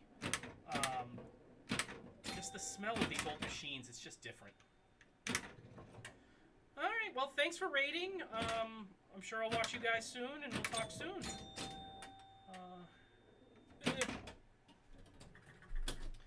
Yeah, it's coming up on 2 a.m. my time, so I got another at least hour or so in me. I do actually have to be coherent at some time tomorrow because I have some video editing that I need to do for Megan. Was it video editing, or I think it might have been? It may have been just image editing. I don't remember. I need help with something for the restaurant.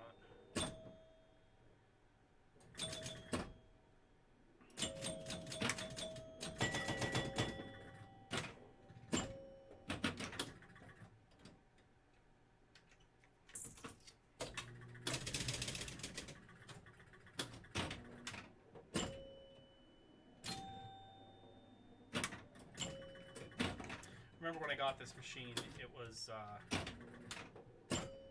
I think I had to replace a coil in the reset coil, actually, because the score motor just kept going.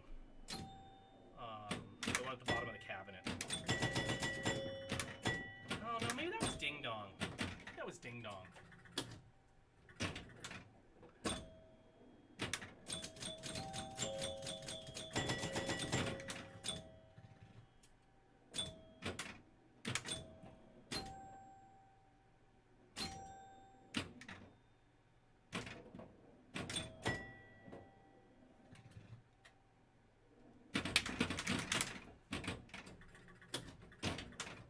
I don't think we're going to have any good clips tonight of this machine.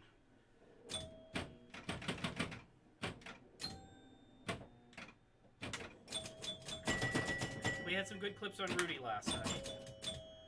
But so far tonight, I have not had a game that's come close to rolling the machine.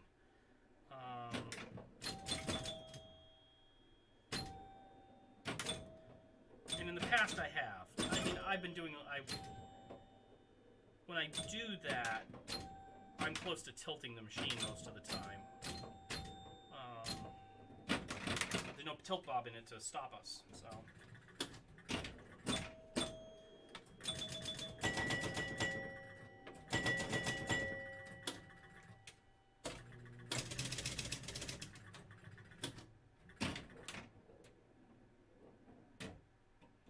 The good thing about these old machines is if you don't hit a switch, the ball launch doesn't count. If you get no score, it doesn't know. Which I'm actually glad that this machine follows that rule too. You would think with the flip launch that it might know that you launched the ball. It just didn't register. So.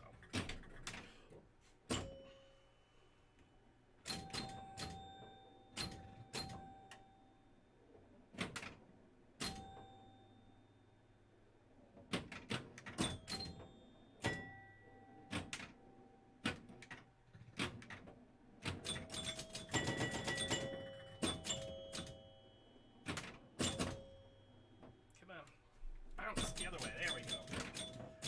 Keep hitting that spinner. Come on, keep hitting that spinner. Oh, I could have hit that. I could have got that ball. I could have got a piece of that ball.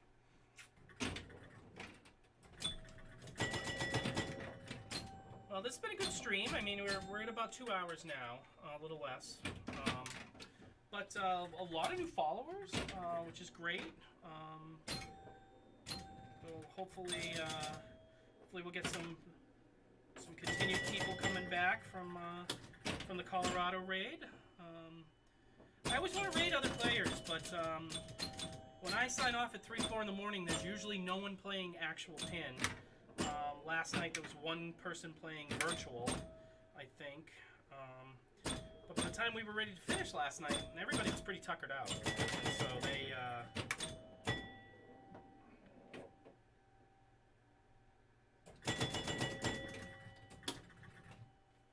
So there was really nobody to pass along.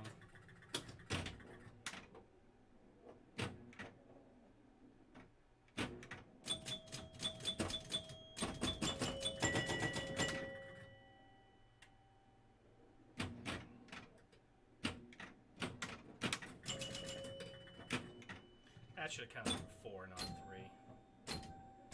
These little slide mechs on the side are actually really cool how they're put together and sensed. They're very adjustable, so you can actually make them a little bit weaker, so that the ball would give more of a score if you wanted to. I don't. I have them set kind of to default, but partly because the spinner on this is so loose that I think you would be really cheating.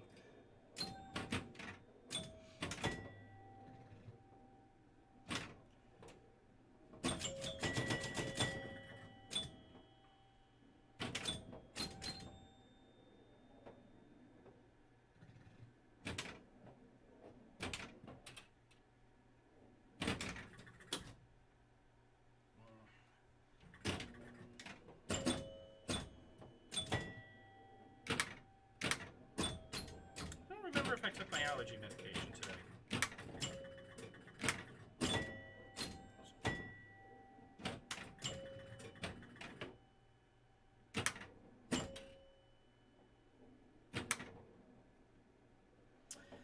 I think the other thing I really like about old EM machines like this is I can hear the ball rolling.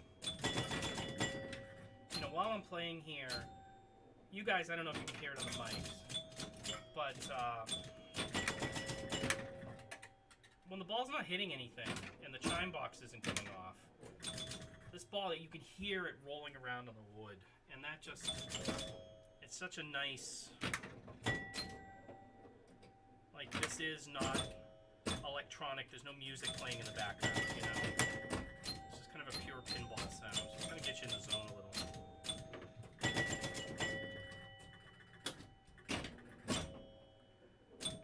Series here, this might be the one that we... No, I lied. I was going to say this could be the one that we roll it again. It's been a while since I've rolled this machine.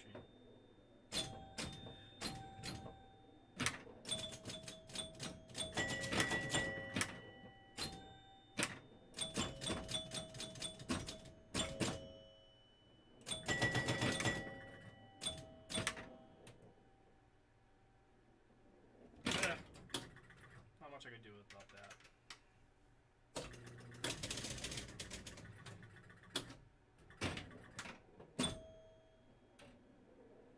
Good score though. That's a good score in that game.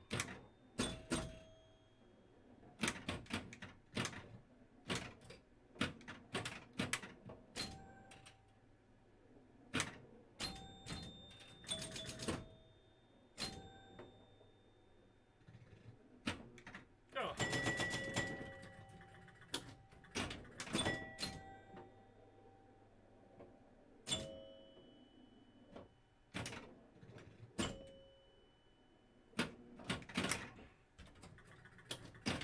At that one, I suppose.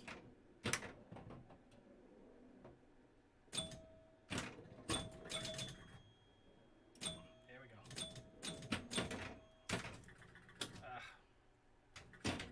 This score's bad.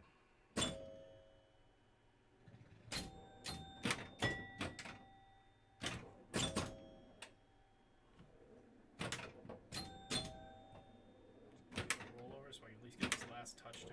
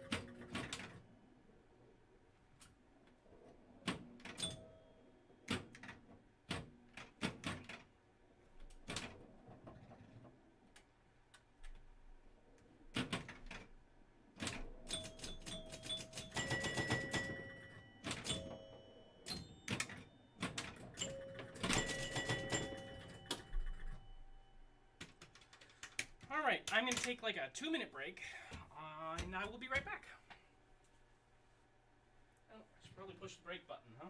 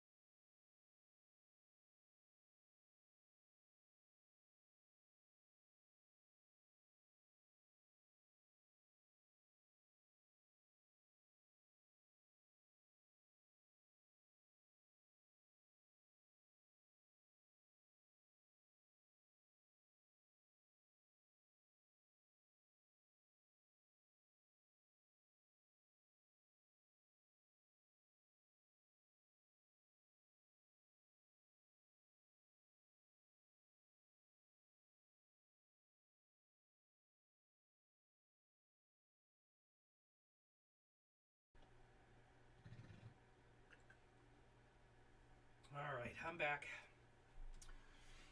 Needed to take a pill and get some more water. Just in time for the hydration pot to tell me.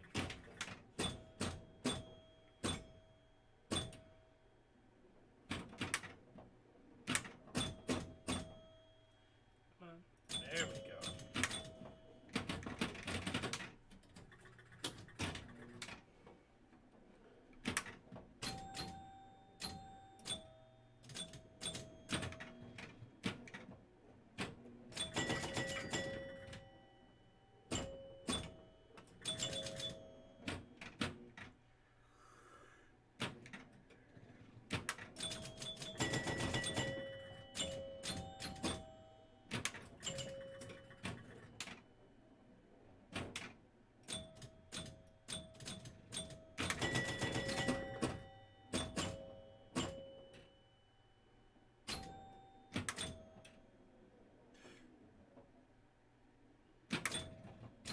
This machine got so much more use when it was upstairs. This was right in my living room, and it got a lot more use then.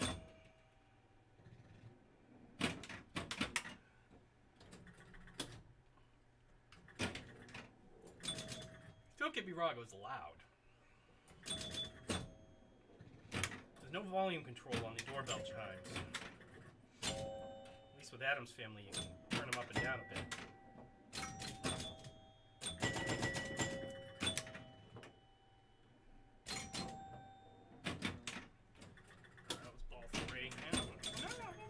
Get a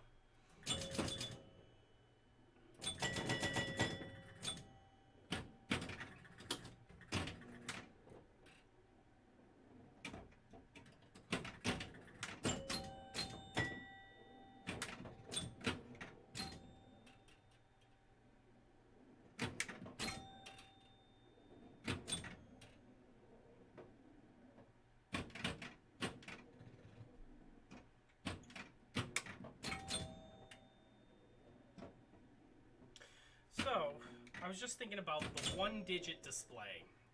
A lot of people are talking about the fact that they do not have a 1-point score in the New Jersey Jack Wonka game. That it scores by tens instead of having a function on the playfield to use the 1-point score. I don't know if I care. I've always found it interesting that, you know, this machine has a 0 in that position, and it's literally not even a score reel. It's just there, right? That 0 never moves because it's a fixed digit. And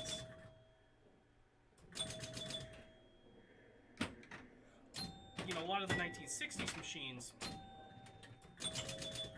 would have had would have used the 1 column, and then had, so that your high score could have been 999 or 1,999 because they used just a light for the 1,000. So the 1,000 wasn't a reel; it was just a light that lit up a 1 that was there, and the rest of the time that 1 was just off. But you really, in that case, had 3-digit scoring with the option for a 4th digit. And then they went 4-digit scoring. This is technically just 4-digit scoring because that 0 doesn't matter, right? And so when you really think about it, Jersey Jack, every one of their games, they had something in there that would add up and give you that last digit that never gets used, right? So when you think about like Addams Family, right, where your scores are a couple 100 million, the last 2 digits never get used. You can't get less than 100 points on that machine, right? And so on this machine, really the lowest score you could possibly get, if you screwed up every single ball, you would have to hit something which would at least be worth 10 points. So the lowest score you could possibly get on a 5-ball game like this would be 50 points, right? But I'm not even sure if that's true, because I'm not sure where my 10-point shots are. Let's see if we can find them. Pop bumpers are 100.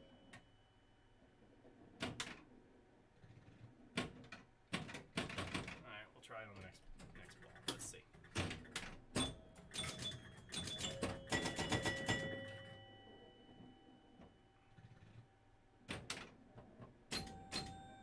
So those two slingshots are your 10-point shots. So yeah, the absolute lowest score you could get on this game would be a 50. And that would be hard. It would be really hard to get a 50-point game on this machine.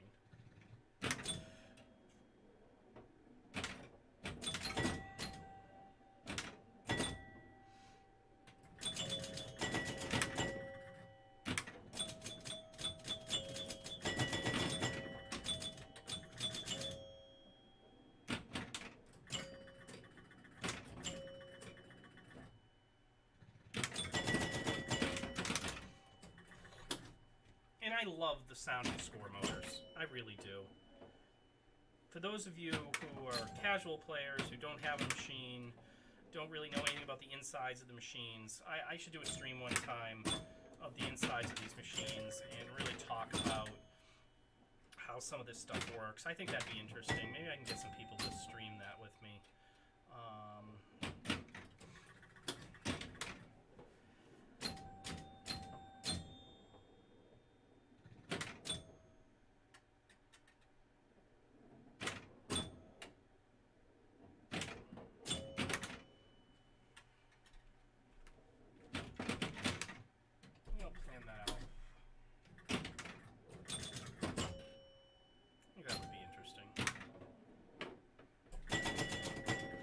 This is the part of the night, everyone, where you guys aren't talking in chat. I've got, I don't know how many people. I can see at least 13 people watching at the moment. None of you guys are saying anything. You're all just listening to me ramble. So this is the part where I start thinking of ideas. I'm going to see if I can get some of the guys from the pinball club. I mean, most people work, and I'm a night owl, so I can stay up till 4 a.m. And if I had to be at work at 10, I could still make it to work at 10.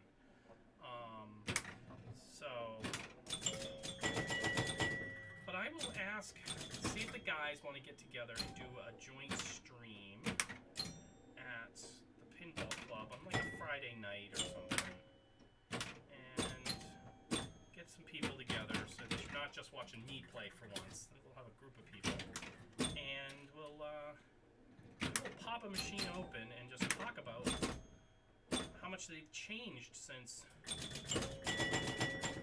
this generation of machines, the old electromechanicals, or EMs as they're called, to the new modern solid-state stuff of the 1980s, late 70s, early 80s, and then to today, where, you know, really the only thing that's changed is the way that we present scoring.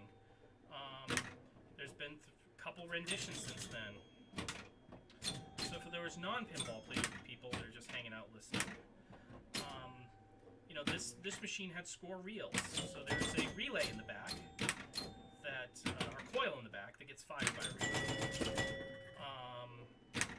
and that tells it how many times to tick on that score reel.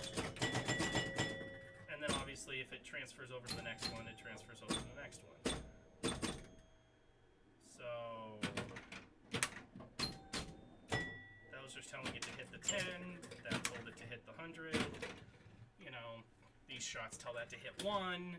When it gets a field goal, the logic array of switches tells it to hit 6.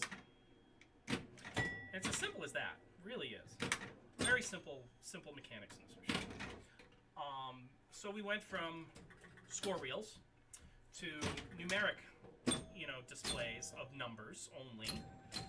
Then we went to alphanumeric displays so that we could put some words in there.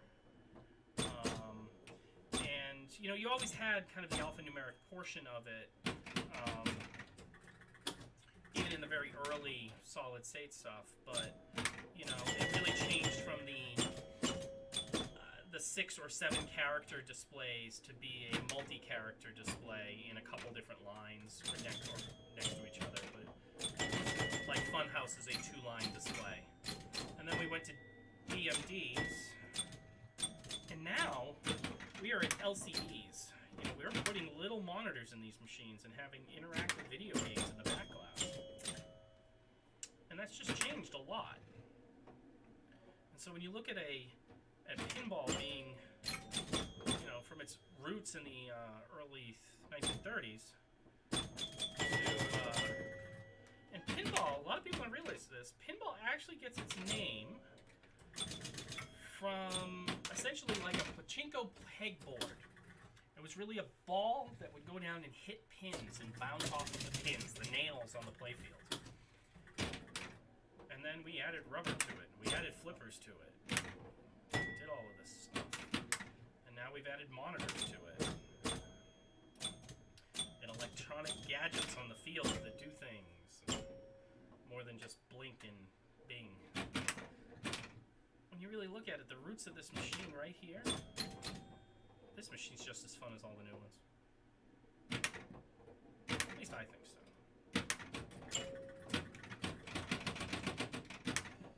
Got a bulb that needs to be set right.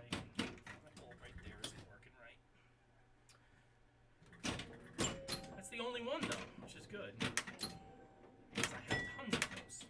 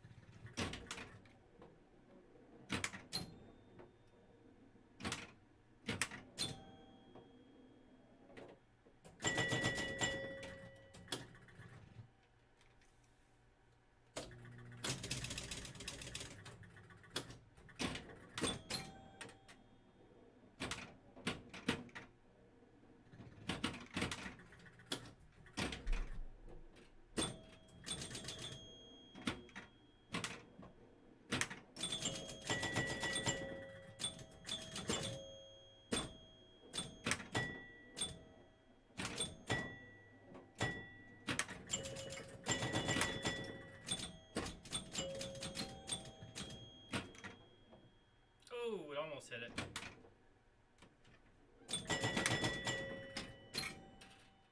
Oh, almost hit the 550 too.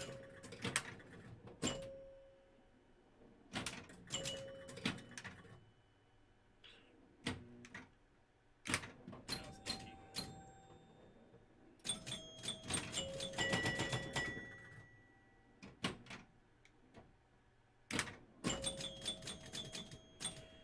I think the other thing that people who don't play EMs, you can't take all the speed out of the ball. You know, the flippers aren't that powerful that you can't really stop the ball and then whack it to get it to go up.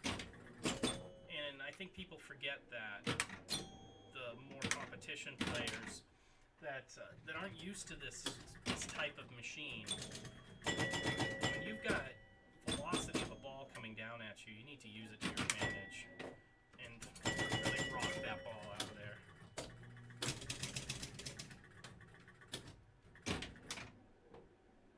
I'm gonna let that one sit because it didn't hit anything.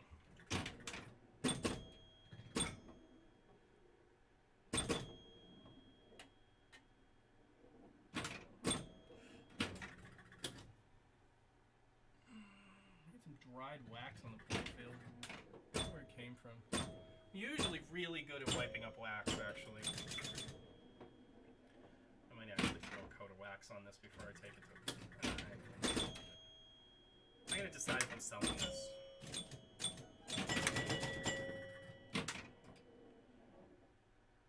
You know, it's a hard thing when you think about, is this worth more than $400, right? Which is worth more, this in my house or $400 in cash? That and I guess the question is unless I have another pinball machine in mind, I don't know if I really want to sell it.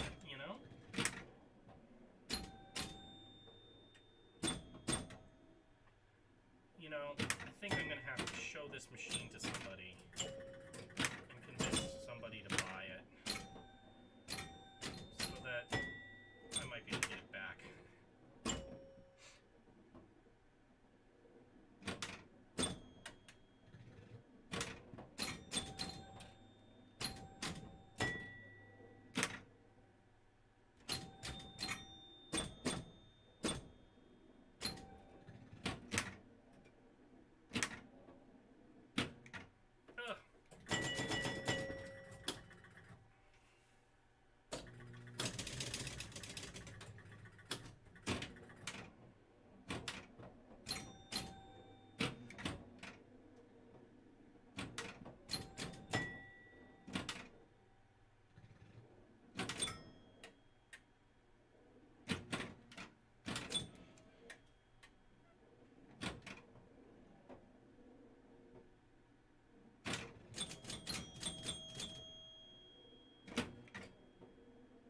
Wish that hadn't stopped.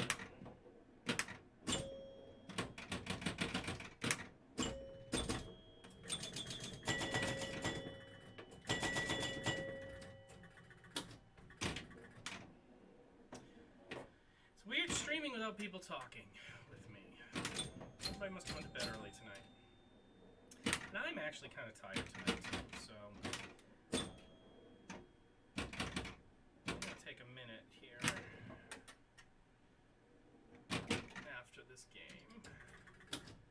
I'm gonna fix that one light bulb.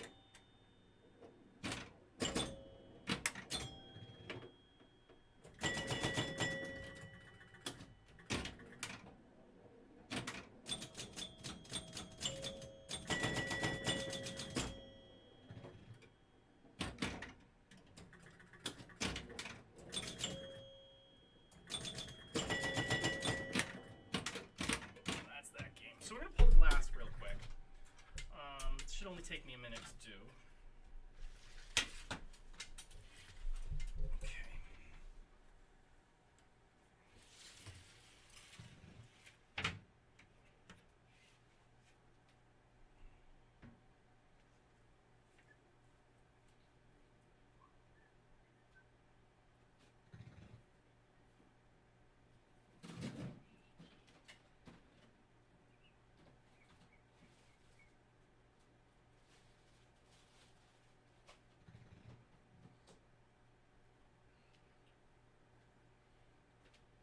to all of you who don't own pinball machines, this is what happens when you own a pinball machine. Those are all light bulbs.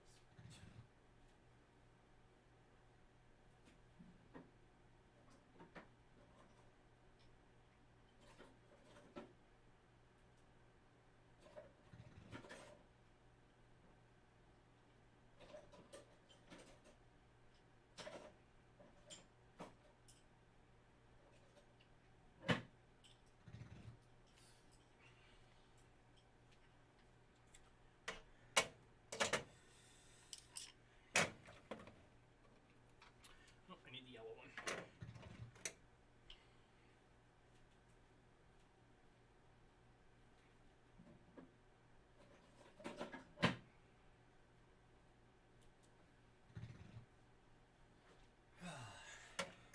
So I have one bulb down here that's just not lighting up the way it's supposed to. And that's usually one of two things. It's either it's not in the socket correctly, which is what this case is. So in this case, we need to not change the light bulb. So I put those away. You're too nuts. Where did I put the plastic?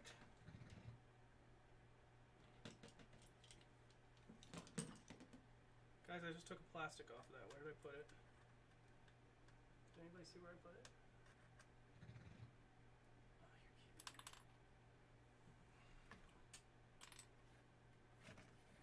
Alright, let me put these over here.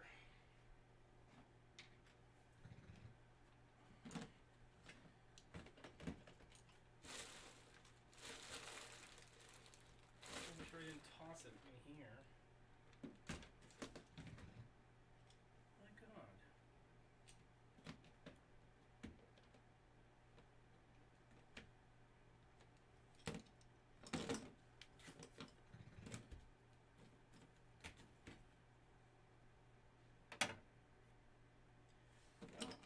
Let me put this away first.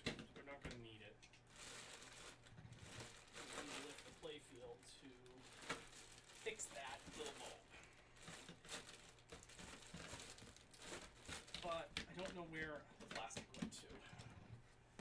That goes over it. I just took it off a minute ago.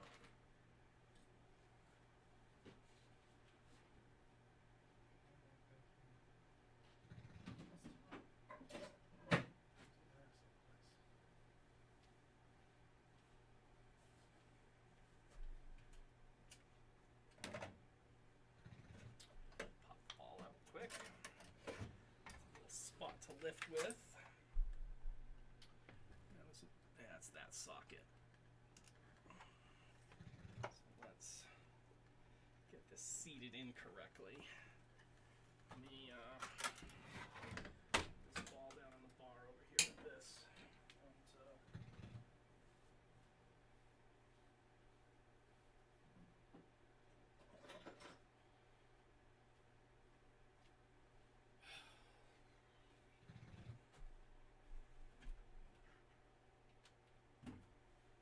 I'm gonna have to rewind the stream. Oh, there it is.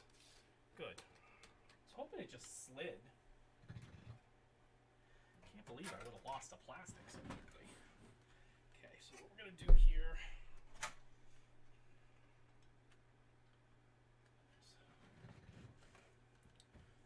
Grab this. Push it down and make sure it locks into place. Nope, that is a bad bulb.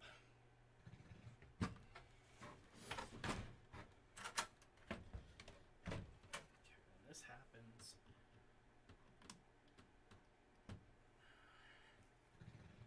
Shut the machine off quickly.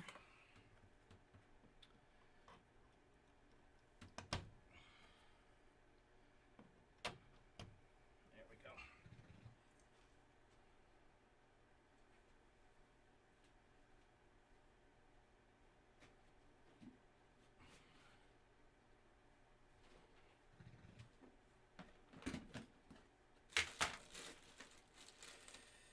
So, should be one of these guys. These are soft white LEDs. You can buy these at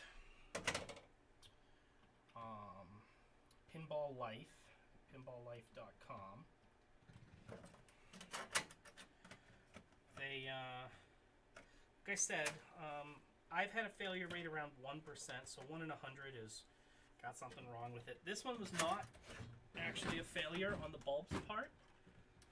It's just not fitting into the socket correctly. And that's more of a function of the playfield, actually. That the playfield hole isn't really big enough for it.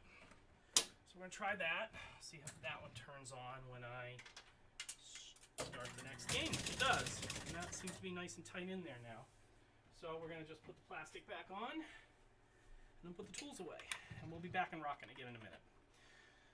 I just wanted to stop and do that while I was thinking of it, because if I am going to take this machine for sale, I want it to look as good as possible. And on that note, I'm going to grab a chamois towel and just wipe it down while I'm in here. So, put ball in there.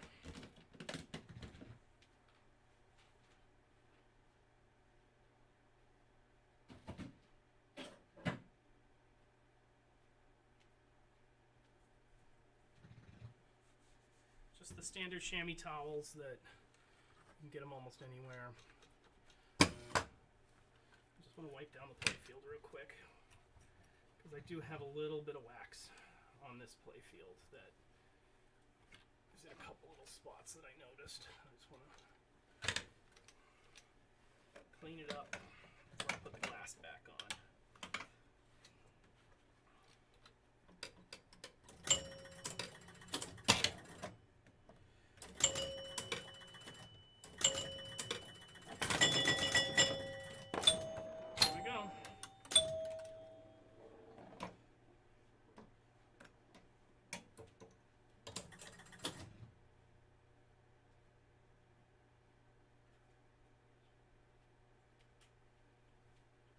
Last step, I'm just going to clean the glass before I put it back in.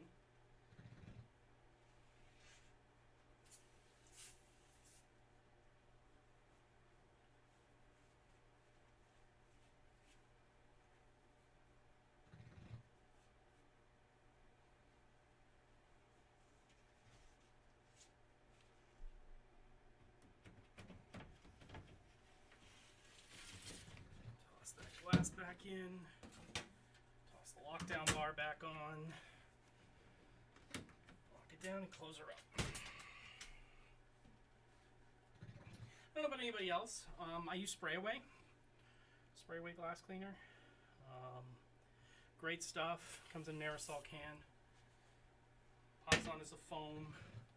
You can use it with paper towels or whatever. I just keep reusing the same chamois cloth on these. And just kind of keep them clean. Newsprint works the best, but who always carries newsprint around with them?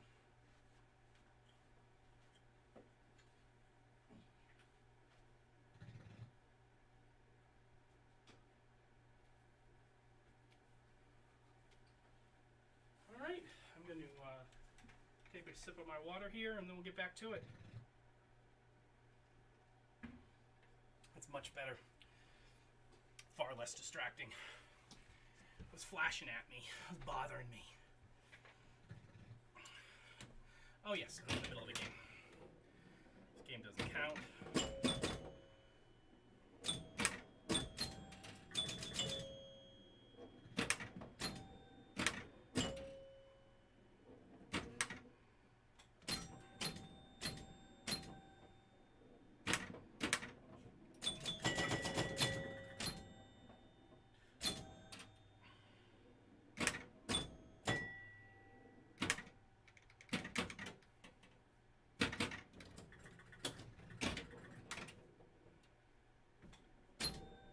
Mike?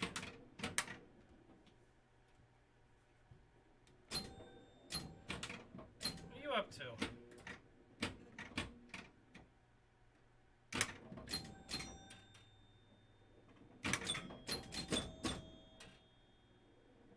You're at work? I'm good. I'm gainfully unemployed at the moment, so I've been streaming pinball at night to keep myself busy.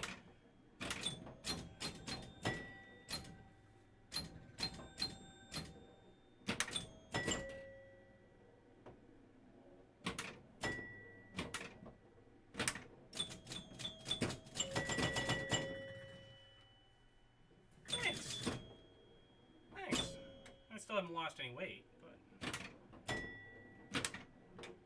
sleeping well at least. I've been streaming pinball at night, usually starting at like midnight and go until around 3, 4 in the morning. And yeah, I'll see if I can find. Text me your number.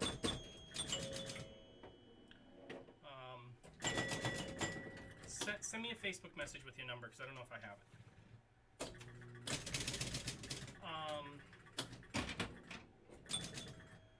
So yeah, we're live on Facebook, Twitch, and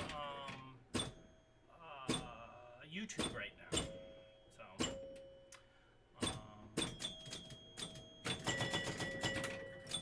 I have a program so I can see chat through all three of the platforms, but you're only going to see other people in Facebook.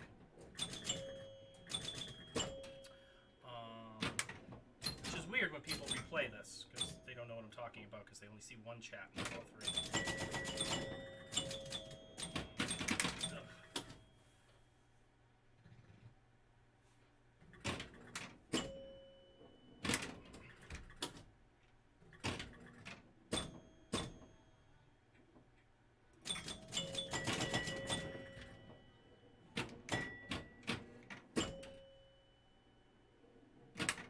So you can hear me right now? Is that what you're saying?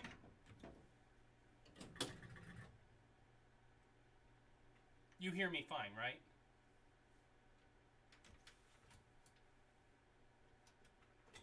That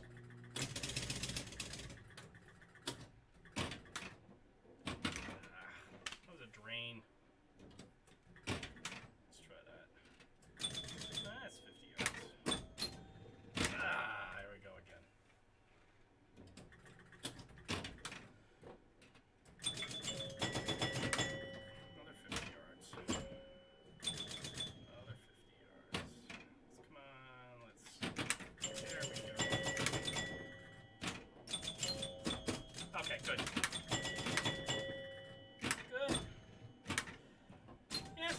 Going on here. I stream pinball at night. I'm looking for a new job at the moment. You know, still in computer IT stuff.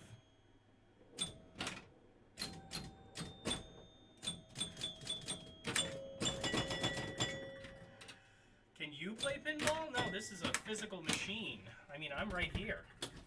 This is a machine in my house. So the oldest machine that I have running in my house. This is a 1972 Gottlieb Pro Football. I have one in the garage that's older that I haven't started to work on yet. That's from 1968. So that's from the year you're born. I'll have to look up the manufacture date on it. But the machine I have in the garage is a Williams machine. Yeah, this one, actually, out of all the ones in my collection, this is probably the roughest paint-wise. There's a lot of paint damage on this. This was at a location for a while, so I mean, if I move this camera, hang on a sec. If I move this camera, you can see that there's big chips and chunks missing of paint up here, you know, on this corner and here and here. And the back glass in the back here is pretty worn. Like there's all speckled paint all in here from heat, and the play field's really worn. The case is pretty beat up, but it plays perfect. I've restored everything underneath, so all the electronics are perfect. You know, all of that's good. I'm gonna take it to a pinball convention in June, end of June, and I might sell it. I'm not sure if I want to keep it or sell it. I've got a few of them, and it really is one of these things where I don't know. I don't play this one that much. This is the first time I've played this machine in months, was tonight. And I've been playing it since 11:30. But I'm playing all the machines that... about 3 years ago. I bought a couple pinball machines 3 years ago, and then it turned into 10.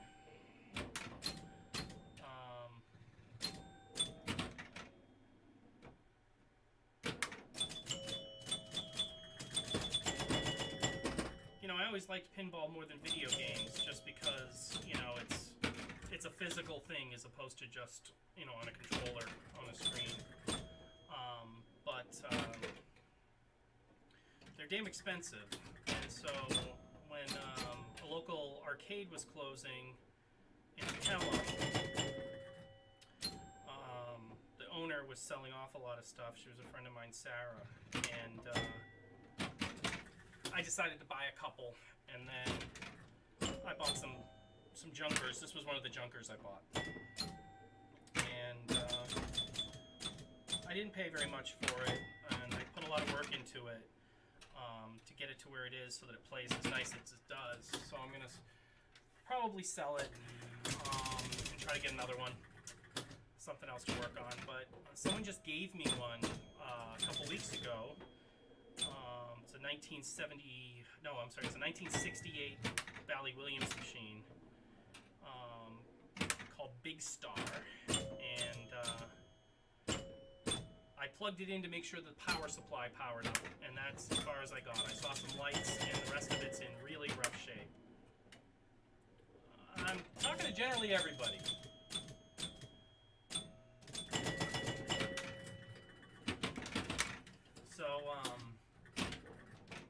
So yeah, 68. It's as old as you, Mike. I don't know if it works. All I did was power it on. It only came with 3 legs, so I have to get another leg for it too. And I've been busy with other stuff, and so just hasn't been a priority yet. Yeah, we've got about, just so you know, Mike, there's about 15 people on right now. Most of them are on Twitch, which is a video game streaming website. It's where you go to, you know, you host video games. And there's a whole small community of us that stream pinball. So, because I'm unemployed at the moment, I'm streaming late at night. Come on, guys. I could have pushed it.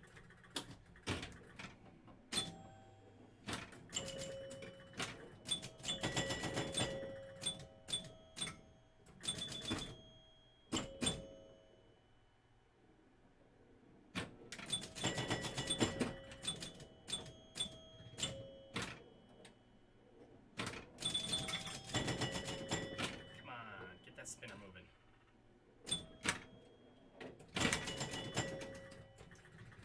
So where are you working that you can be online? You on your phone still doing the sign stuff, the work details, whatever they're called. I don't know how to describe them.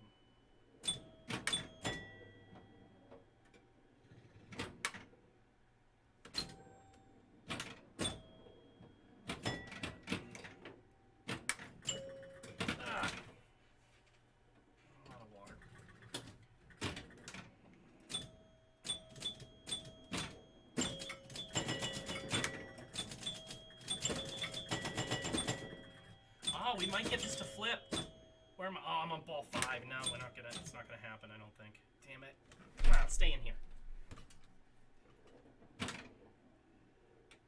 Come on. Come on, we're not that far away. Ah, damn it. So on these older machines, the reels will reset and flip. So we had 97, 890, and 79 points. If you get to 99 points, it just rolls over. And same thing if you get to, well, technically the last number is not a real number, so you'd get to 99,990, because the last 0 is actually a fake digit. There's not a score mechanism behind it. It's actually just a piece of plastic that always shows 0. Because why put a score reel in if it doesn't do anything, right? That was the closest we were getting to roll the machine tonight. It's been a lot of games, but not a lot of rolls.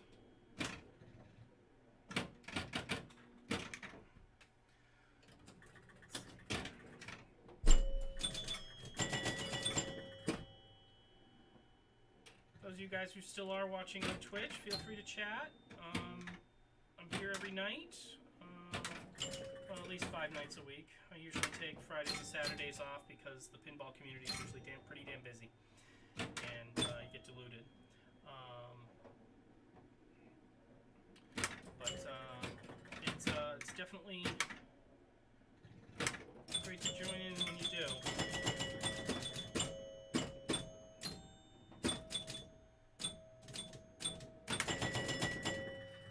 Hey Mike, yeah, send me a Facebook message with your, yeah, don't put it here. Okay, I'll delete it after.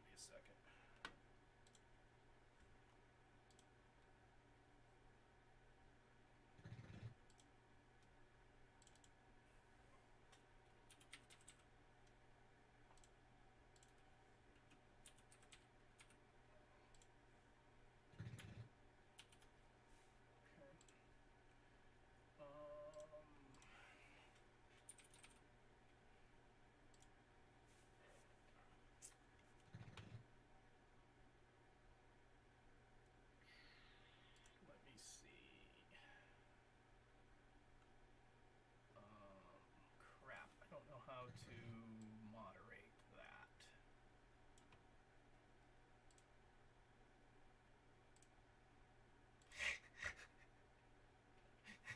that. Good answer, Mike. Good reply, because I don't know how to pull it off the screen now. You know the telemarketers that are getting me all the time right now. I love you. Talk to you soon, Mike. The telemarketers that are talking to me all the time, they're calling me about health insurance. And it's like, it's driving me crazy. It's like, I don't want, you know, whatever health insurance you're trying to sell me. Stop trying to call me. And they're all robocalls. I hate robocalls. See you later. Yeah, I hate robocalls. I hate them with a passion. And it's just a thing. And I honestly think that if you call and hang up on one, that you get 4 more the same day from other phone numbers, because they know you're like blocking them. So I've stopped answering numbers I don't know. But when you're unemployed, that kind of sucks, because you don't know what company they're calling from. You know, kind of sucks.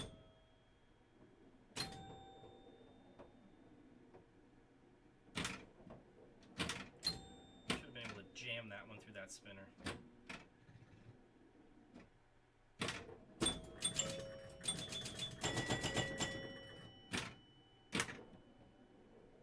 Oh, I love the sound of the ball. It really is a great sound.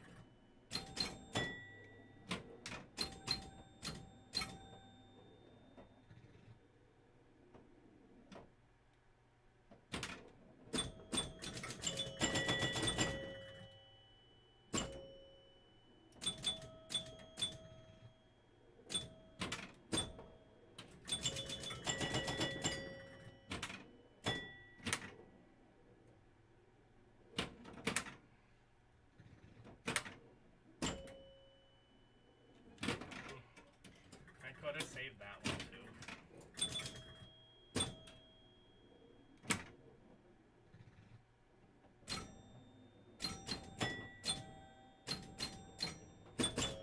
Kids, I'm getting tired.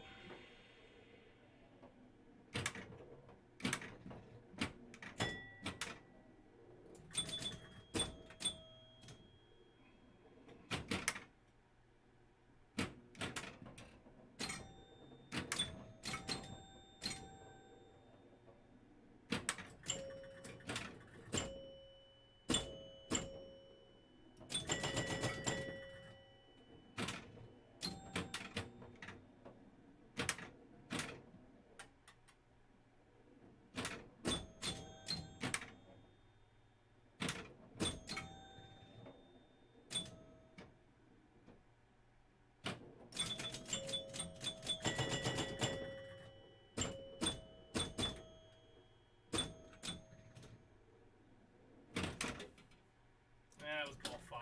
We were close to 99920. I've been paying attention more. I think we just got the machine to roll.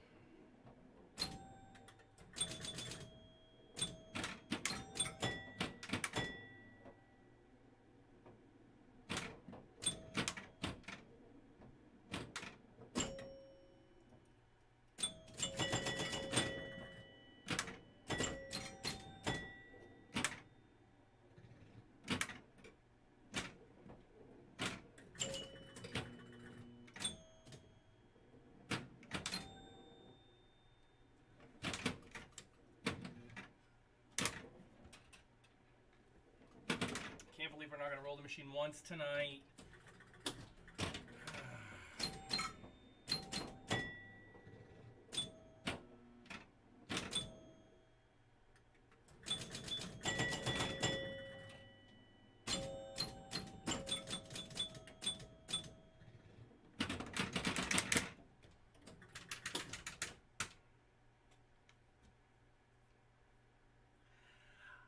Actually, you can't tilt this one. I have the tilt bob taken off for the simple reason of there's certain places on this game where the ball will just stick. All of these little inserts up at the top that say when lit, they're all severely cupped. And I'm going to try to see if I can get it stuck in one. No, it's not going to happen. And it's just because it's so old that I had to take the tilt sensor out.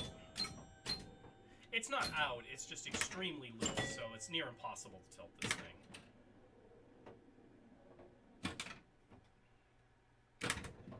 This is the only one that's that way.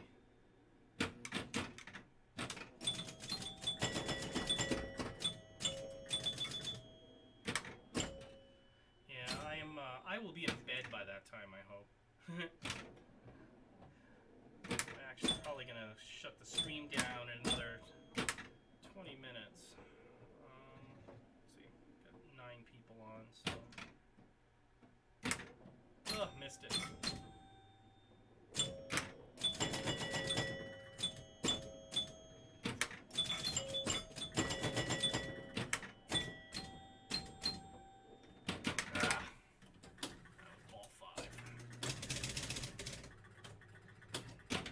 Yeah, if I'm up, I'll let you know. Probably wouldn't be a joy to talk to at that hour, because I've been up for a while. Come on. Yeah. I'm sitting down, which doesn't help. I'm much better when I'm standing, but I've been playing for 2.5 hours, so I needed to sit for a little bit. The carpet has no padding underneath it here in this basement, and so I have to wear my sneakers, but I really need to put new insoles in them, I think, because the shoes are fine. It's just, I don't have enough support anymore. I'm standing. I want to roll this machine before I go to bed.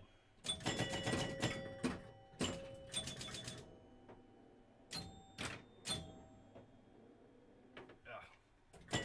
See, it almost got stuck in that cup.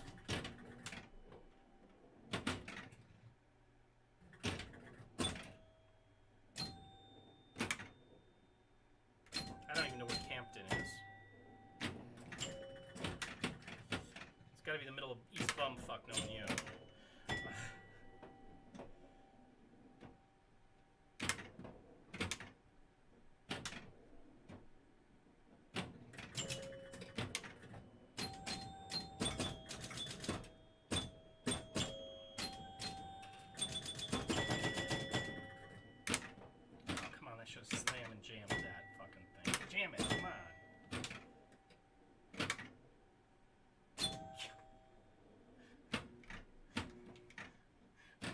Exit 28 off of 93. Okay, so that is gotta be...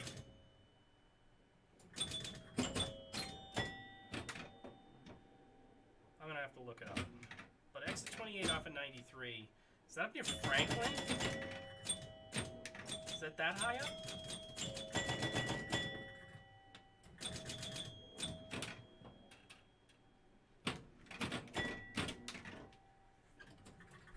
Off of 93. That's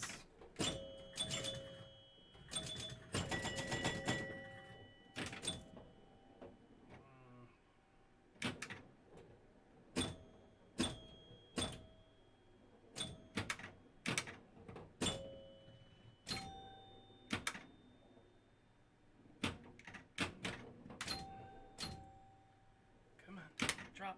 Come on, not there. Right there.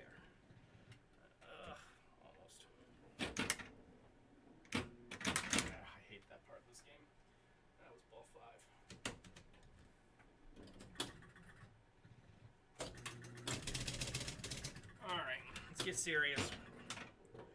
I'm gonna win this one.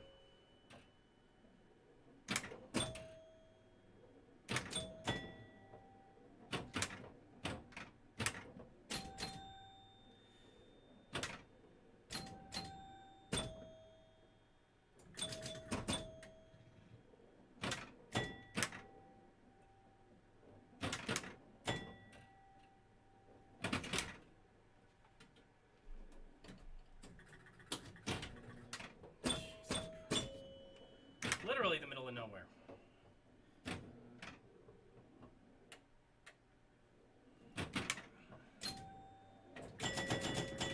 I'll stay living down here in the expensive area, paying ridiculous taxes on the state line, I guess. 'Cause I couldn't stand to be up that high up. There's just, for those of you who don't know, that's New Hampshire is a lot bigger than it looks. And that's a long drive. 45 minutes out of Concord. That's... yeah. Well, at least it's not Concord.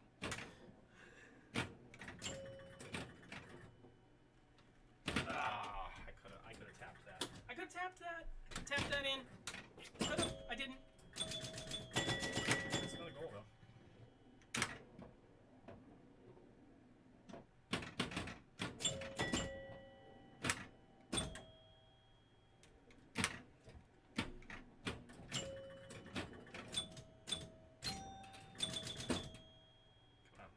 That star.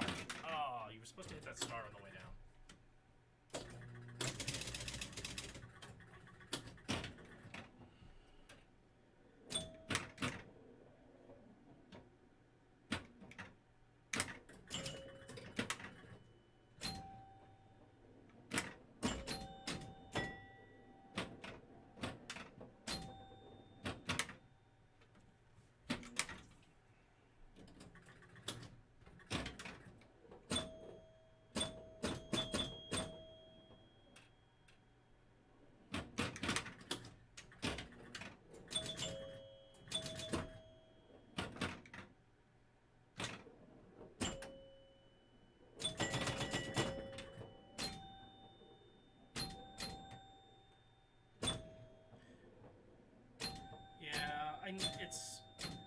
I don't know if you do any work with Continental Paving, but my friend Rocky works for them driving a truck, and he was telling me that there was a ton of jobs in New Hampshire, in Vermont this year, that it was really insane how much Vermont work they were going to have to do. Guess Vermont finally got some money to build some roads.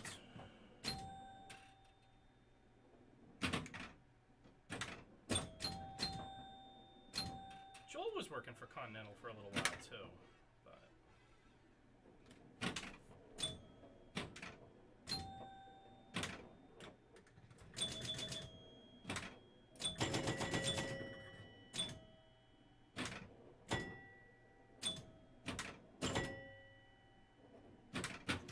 Oh, that would have been safe. Come on, keep spinning, keep spinning.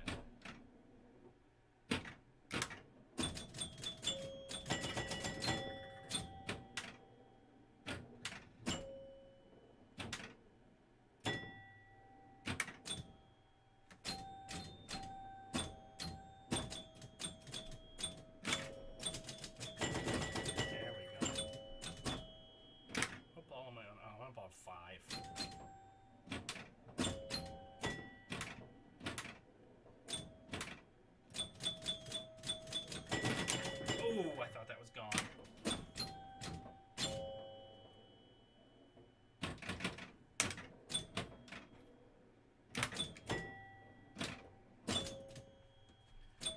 I have to say, this is such a simple pinball machine. I think that's probably why I like it.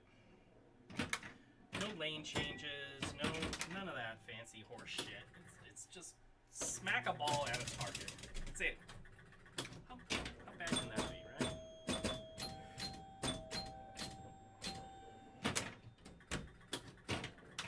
650 points. That's not good.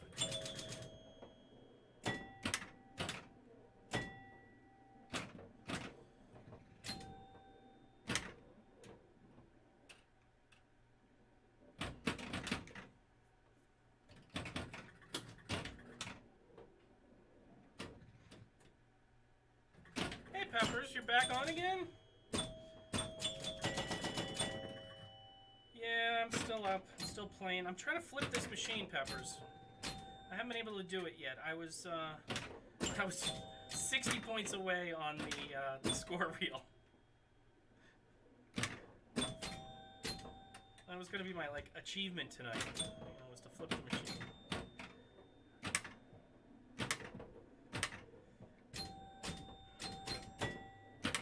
I don't know. I think it's just you and my older brother. He's talking through Facebook, and you. I think you're the only two engaged at the moment. Everybody else is. Oh, a Wonka stream starts soon. Who's streaming Wonka tonight?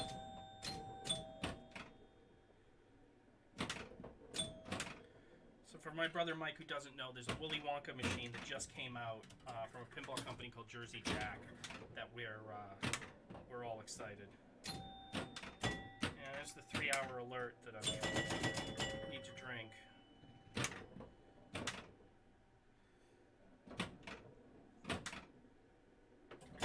All Melbourne. Yeah.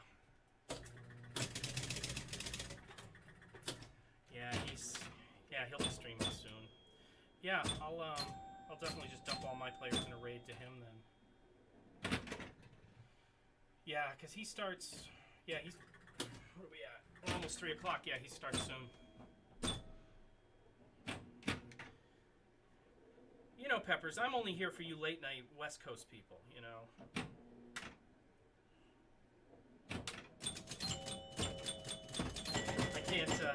I can't compete in the. I haven't talked to Martin. I've watched his stream a couple times, but I haven't actually chatted with him. Usually it's because I turn him on while I'm. After I stream, I turn him on and watch him while I'm pulling clips and making sure that Facebook and everybody says the right game that I was playing, because that's been a problem since I started this multi-stream. Is that my Stream Deck, not my Stream Deck, my Streamlabs overwrites the titles for some reason, and I have to go retitle things sometimes.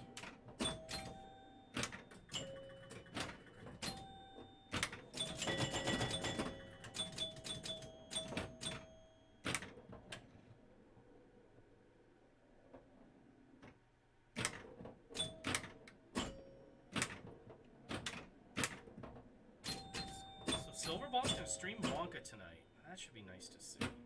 I've seen a lot of Wonka gameplay, but I want one so bad. I can't do it.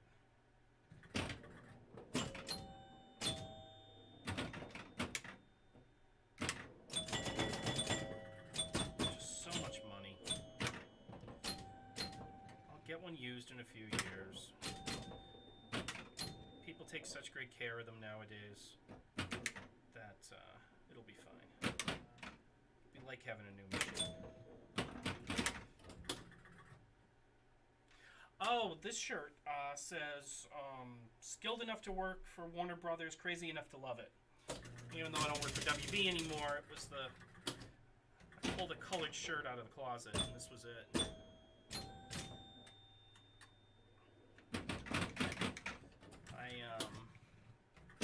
I have it in this purple and in black. I was picking up some stuff in the van and needed to. I just threw workout pants and a t-shirt on to go out and grab this thing.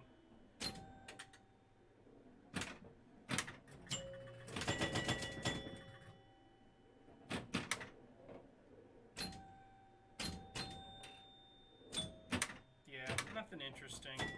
I got some pinball shirts, but they're in the wash at the moment. I usually wear something stupid and geeky. Oh, I could have saved that one. Could have saved that one, Peppers. Could have had that. Bounce, bounce, bounce, and...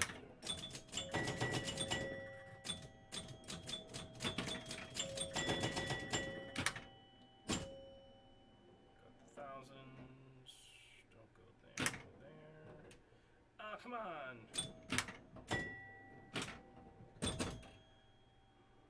Up. Get up there!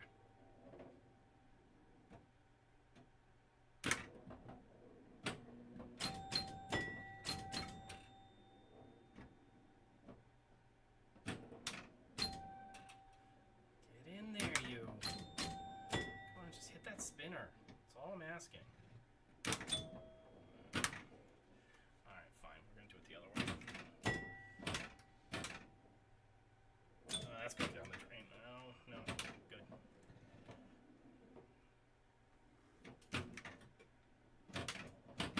Oh, that was bad.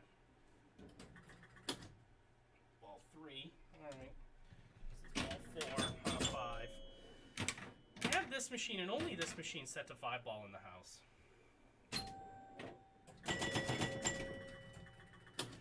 Yeah, there's no... You know, that was the other thing about these early 1970s machines, Peppers. They just had no memory on them at all. You know, there's no high score, no nothing. You just had to keep it mentally, and that was it. So, my challenge is always, you know, if you roll it, you know, if you get 99999 and roll it over, and then if you get 99 on the football points, because it doesn't do 100, you just roll it over, and then you kind of just keep score from there. Yeah, no state, no nothing. I mean, it does kind of keep state, like right now. I let this one drain on purpose because the ball's, you know, 20 yards away or 10 yards away. 20, it's 20. So if we just hit the spinner, so it keeps the state between balls, but it doesn't keep them between games. You know, it's kind of like the pop bumper, not the pop bumper, the drop target resets on games. You know, some games reset the drop targets every ball, and some games only reset them when you get them all or on a new game. I have to say, I love these old machines, though. I mean, it's no Addams Family, and it's no Funhouse by any stretch of the imagination. But I mean, you can see how people wasted money on this. I mean, this game was labeled, and still is. It's got the original labels in the front. You know, 2 plays for a quarter. So, you know, when you think about it, I mean, that wasn't cheap entertainment, but it wasn't expensive either. And but they definitely got you with the lights and the sounds and everything. So I have a 1968 Bally's slot machine as well. It's a 3-line, 10 cents per line slot machine. It's over there. It was Bally was the first one to make a 3-line slot machine. So it's kind of a novelty. I bought it off of Facebook Marketplace actually last year. I haven't had a chance to fix it yet. It's got an intermittent problem that, again, I have the schematics for it, but I haven't wanted to sit there by myself for a day. I need more friends who are into pinball that will come over and work on stuff with me.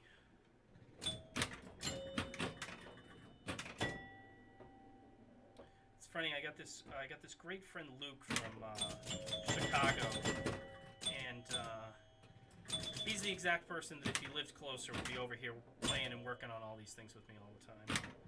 But because it seems to be every time he's here, we have a big project that we do, like putting in a 100-amp panel in on the other side of the house and all that kind of stuff.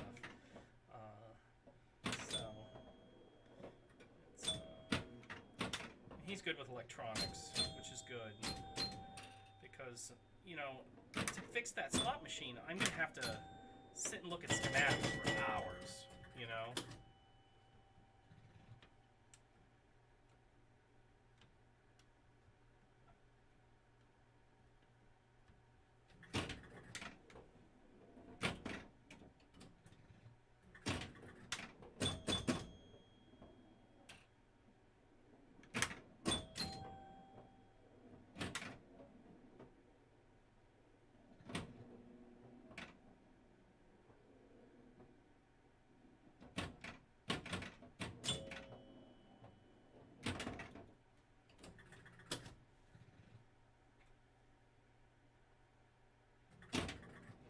Yeah, that's where I fell in love with Pinball 2 Peppers. Was at a bowling alley in, you know, North Attleboro, Mass. That was it. I didn't even play that much back then, you know, because bowling was cheaper. I mean, when you really thought about it. I mean, I don't remember Addams Family was a quarter or 50 cents a play back then. I'd like to think Addams Family was a quarter back in 1990, 91, 92 when it was in there. And so, you know, a string of bowling was probably $1.50, $1.25. So playing six games of Addams Family was 10 frames of bowling. I didn't have a ton of money back then, so I didn't sit in the arcade the whole time, but I did enough to fall in love with pinball. I'll say that. God, this game was all house balls. Did you see that? It was horrible. Bounce off something, out lane. Bounce off something, out lane.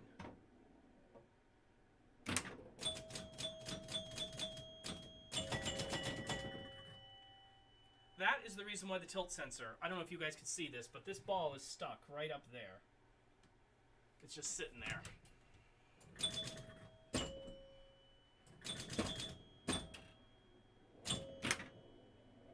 Oh, of course I tilted it the wrong way.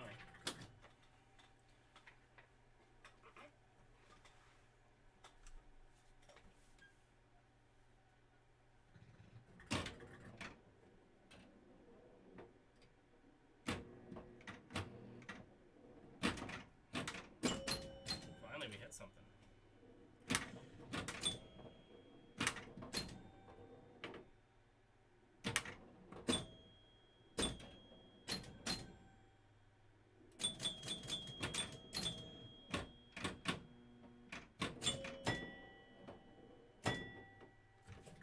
And it outlaned again. Now what time we in? Peppers, how many more games am I going to play?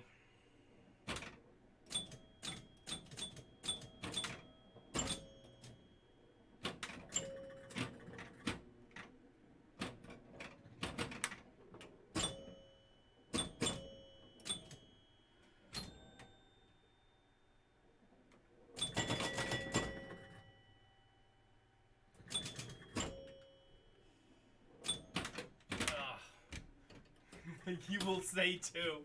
Yeah, that's why I'm asking. It's like, how many am I going to play? Because I'm going to say, I got like 2 games left in me, and 5 games later I'll still be here. Yeah, but about 10. Yeah, you're probably right. I'm going to let that one drain the fire. the other thing I like about these old EMs. If you don't hit anything, you can refire the ball, which is always nice. Oh man, I could have saved that. Alright. See, I'm going to do it differently tonight, Peppers. I'm going to say I'm going to be on for at least another 15 minutes, and we'll see what that gets us. I love the spin on this game.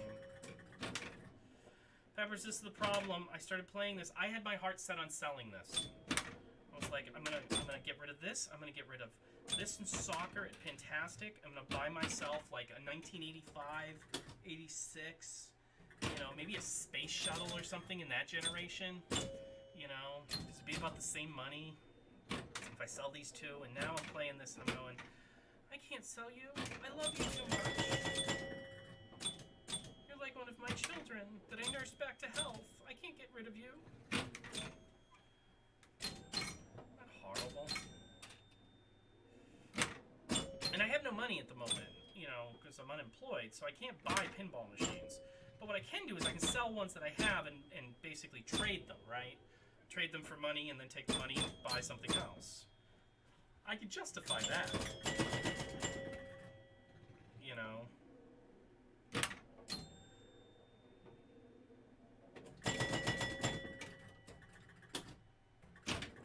Yeah, I think I'll probably bring it and list it for $450 and hold fast on that. I mean, I could put 500 on it and yeah. I don't know. One of those things is when you're selling them at I mean, I might list it on Facebook Marketplace before the show actually.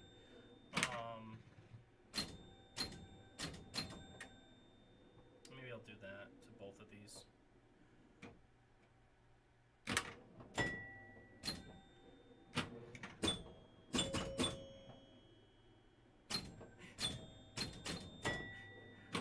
Well, Peppers, I don't have much into this machine, and you're not seeing the condition of this playfield or the cabinet, or the back glass. I mean, I'd have to look at Pinside and see what they're going for, but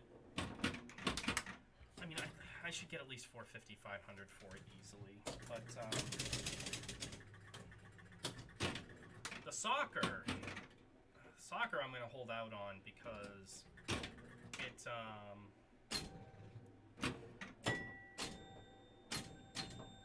the soccer has the back glass is in good shape. The playfield is in great shape. I mean, the playfield in the soccer game is in really great shape, actually, for its age. I mean, that's gotta be worth, I don't know, I'd probably list it at like $1,700 or something. I fixed the one light that was faulty on this. I don't know if you noticed it. Yeah, and that's where I'm feeling right now. It's like anything less than $500 is coming home with me. Yeah. Yeah, Mike, I know you can't see the chat from the others, so it's weird. Everybody on the other channels must think I'm talking to myself. So, but yeah, soccer, I think I'll hold out. This one, I've always liked this game.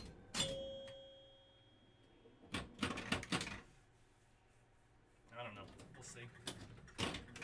I did fix the only problem that I had on this machine that's not cosmetic was that light bulb, and I changed it out in midstream while you were gone. I figured it was just a faulty LED because these LEDs in here are a little persnickety if they don't get seated right.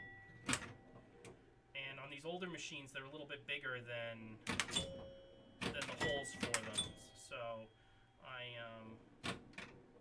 you sometimes have to reach under the playfield and hold the fixture while you're the socket while you put the bulb in. So I popped the back glass and did that quick because the blinking was bothering me.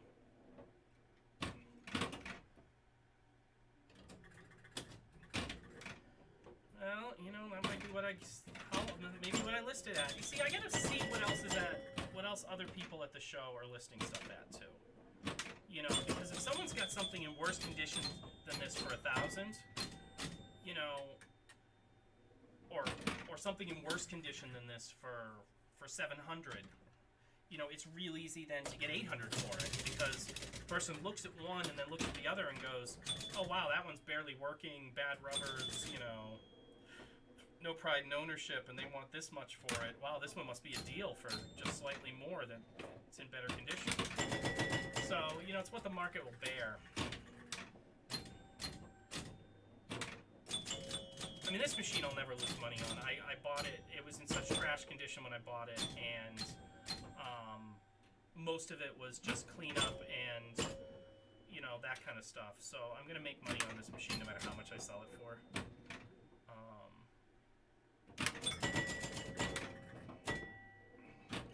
And it's interesting because I see so many games at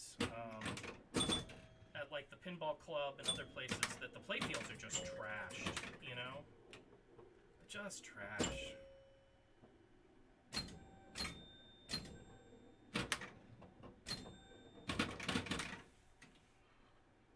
I mean, this playfield is got wear.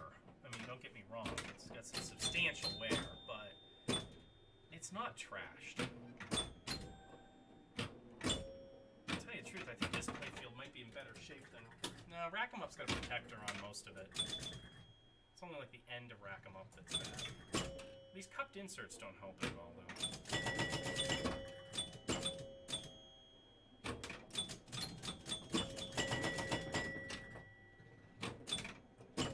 And it is a fun EM to play. I was playing Doodlebug over at the pinball club today, though, Peppers. I gotta say, that is probably the best 1960s machine ever made. You know, they did a really good job with that.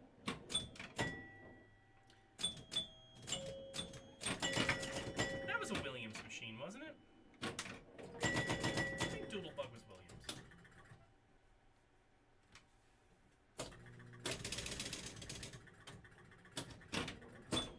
Yeah, Pinside's not always accurate on prices anymore either, though. But at least you can see what it's sold for recently, if it did sell.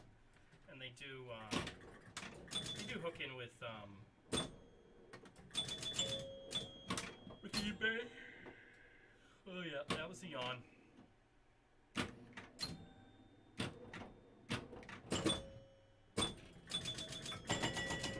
it's been 15 minutes. That was the yawn at 15 minutes, Peppers, I'm telling you.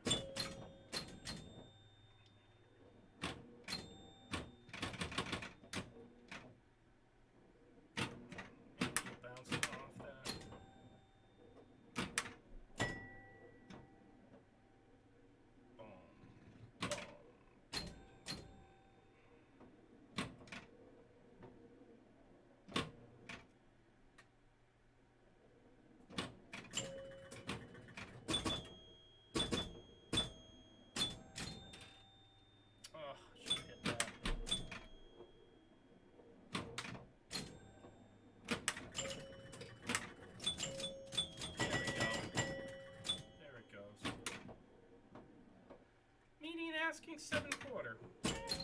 You're right, maybe I can get like $700 for it.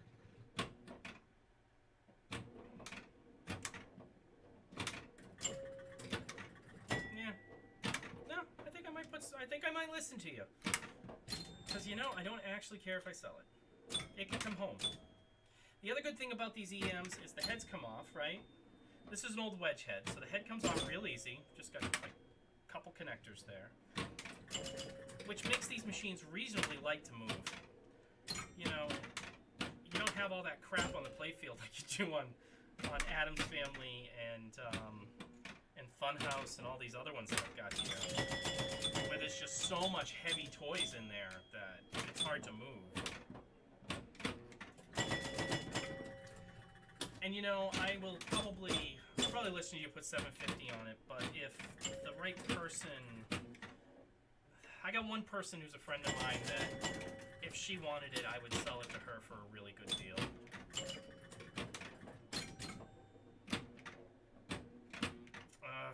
Sorry to hear that, Peppers, about the pain. That always sucks when you're trying to... I was having the same thing with my sciatic nerve the other night. I I ended up staying up until like 9 in the morning and then going to bed because I just couldn't lie there. It just, and I have a relatively new mattress, as well as one of those adjustable power bases. So normally when I've got a pinched nerve in my back, I can usually get the bed to adjust to a position that makes it feel better. Oh god, the other day was just miserable. So yeah, I just stayed up and then went to bed at like 9 in the morning. I hate that. But I think the good news is some of my favorite Grand Theft Auto streamers were online. There's a bunch of people that are playing Grand Theft Auto as like a role-play game, so that they play on these multiplayer servers that are not Grand Theft Autos or Rockstar's, the name of the studio. They're not Rockstar servers. They're privately owned servers, and they have characters that are police officers. They have characters that are bank robbers, and these people play these parts, and they interact and dialogue together. It's a real role-playing game. It's kind of neat. So when I can't sleep, I watch some of them because there's only like 64 slots on this one server that everybody likes to play on. And some of these people are really good actors and actresses. So I watched that.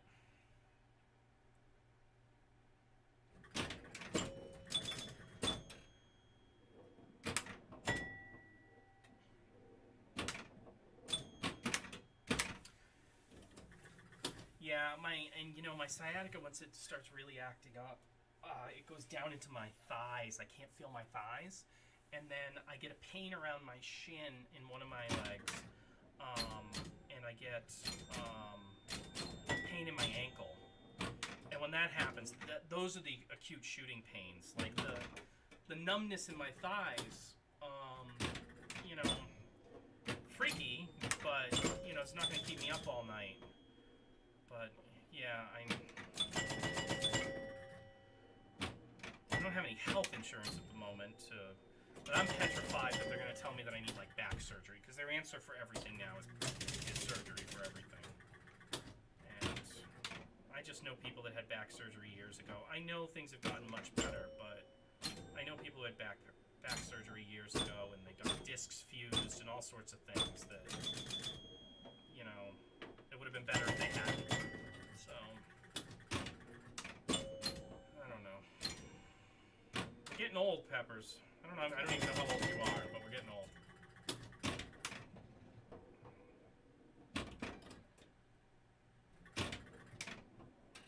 Oh yeah, D&D on Twitch. Same thing, great voice actors.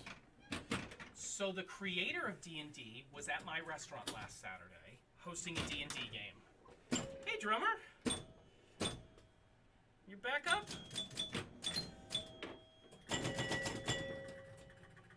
Yes, it's good morning. I'm probably going to be done in a little bit, but I'm still at it. Falling in love with this machine again, as I always do every time I play it. So, Peppers and I had our joke a few minutes ago about how many more games should I play. He said, I'm going to say 2 and it'll be 10. So this time I didn't give a number. I said, we'll give it 15 minutes and see where I'm at. That was 10 minutes ago.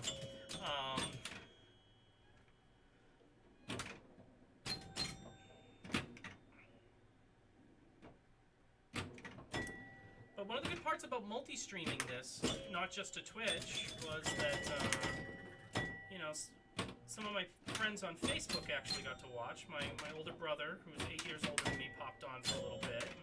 He was chatting. And, some other friends popped on Facebook because it's easier for them. They're not Twitch people.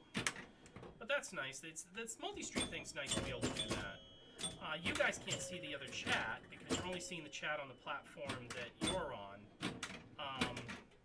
But in the video, you can see it, and as well as on I can see all of it over here, which is nice. So.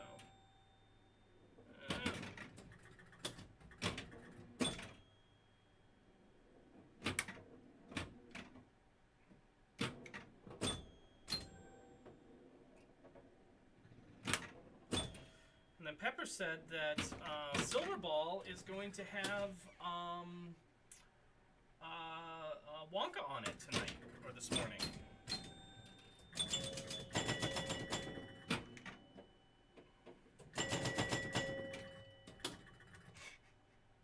Yeah, you did. You convinced me. Well, you know, I was kind of on that fence already of if I sell this. Well, you know, for me, it's what is the price that I don't want to part with it, right? And it's like $400. Is this machine... Is the $400 more valuable to me, or is this machine more valuable to me? Does this machine come home at $400? And the answer is maybe, right? You know, but the maybe is only if I'm at that show and there's something that I want to buy that I need that $400 for. So if I sold this and something else, I need to have something else I'm taking home with that money to replace it, you know? I'm not really selling them to make money. I'm selling them to trade them, essentially, right? So by that logic, you're right, I should ask more. I can always go down, I can never go up. But I have to gauge what else is at the show and what that's selling for. And then figure out, okay, you know, if I don't pack this up, you know, is packing it up worth $500? You know? And, you know, I think Pepper's right. I think we put $750 on it, and the first $600 offer comes, we take it. Unless it's a friend. Unless it's a friend who's got something I want.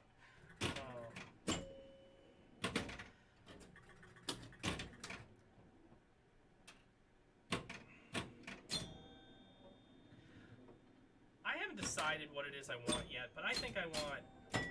Yeah, I'd sell it to you for $6.50 a second. But the problem is you'd have to get it to you. And who knows what that costs. Because you're in... Pepper, aren't you in Seattle? I mean, I'd have to get it all the way out to you.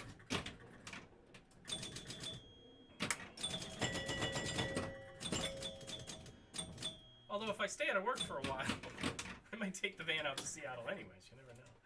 I've got enough friends out there.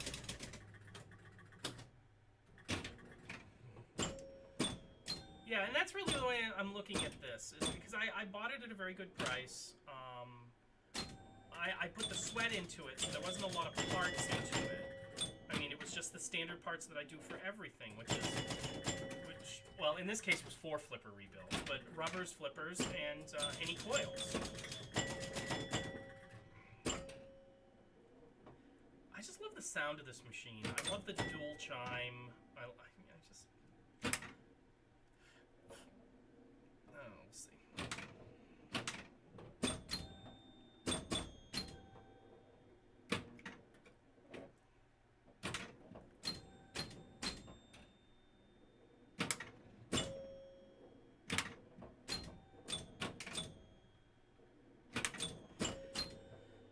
So I want a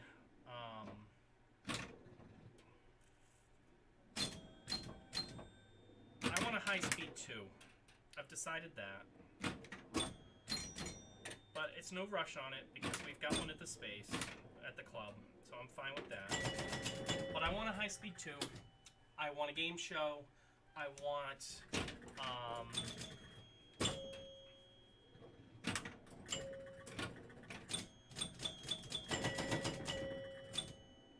I'd love an Earth Shaker or Whirlwind or one of those. Yeah, it cost $900 in shipping, you know? Now this is one of those things that you'd put on like U-Ship or one of those places. You'd find somebody who's, because this goes small. You know, at the end of the day, pinball machines aren't that big. And if you wrapped this and banded this with the head separate from the body, and you know, nothing's gonna happen here. You know, you break a piece of glass, you break a piece of glass, so you're fine there.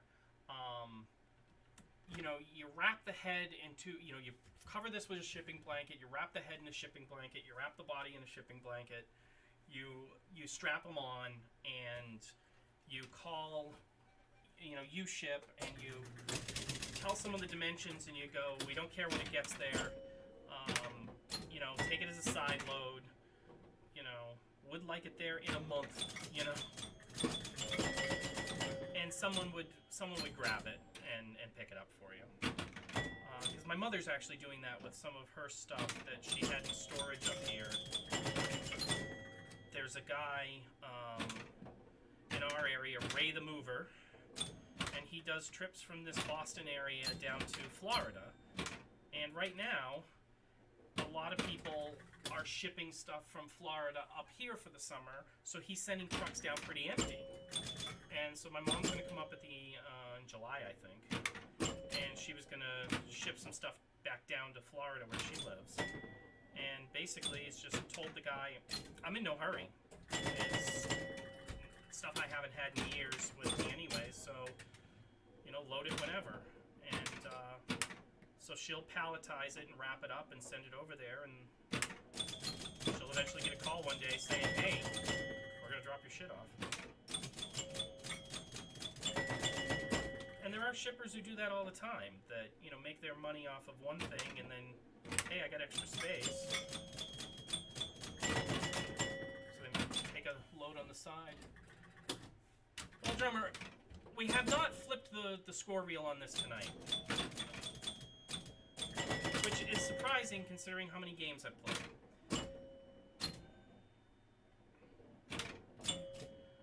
You know, I should check what the counter on this says. Hang on. After this game, we're on ball 4. After this game, I'm going to check the counter. I'm curious how many gameplays have been played through this machine. Actually, I can do it right now. What's our counter? 75,294. I don't know if that's high or low for a 1972. But 75,000 plays.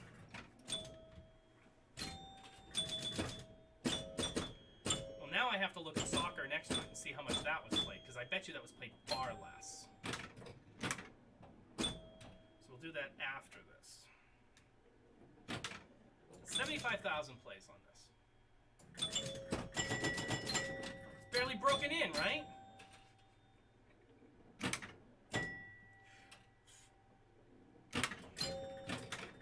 So if this was originally 2 for a quarter, 75,000 plays. Call it 80,000 to make math easy, right? So 80,000 plays, that's 40,000 quarters. So that's $10,000. You know, on this one, I don't even know where the counter is. Oh, there it is. Hang on, I need a flashlight.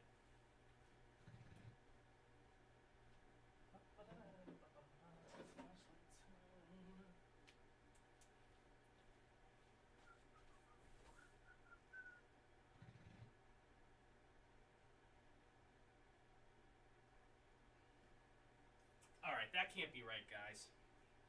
I'm going to tell you why. Because the one next to it is in much better condition and has 90,000. So my guess is this is already rolled once.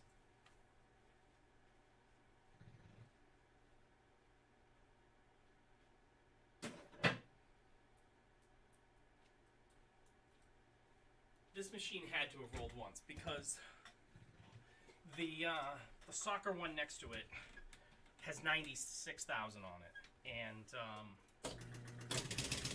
the playfield on that is not even worn. It's worn in tracks, but it's in so much better shape, and it doesn't look like it's been touched up.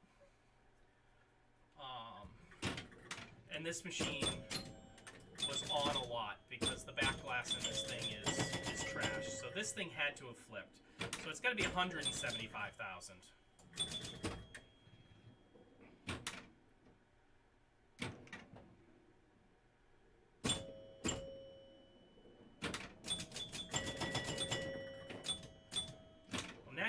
me thinking, Peppers. You know, if I had 175,000 plays on me and I was nearly 50 years old, would I be working this great? Probably not. It's supposed to prove that Gottlieb did make machines that made money and were reliable. I mean, that's a testament to their corporation. I mean, they're out of business. And they made complete crap when they went out of business, okay?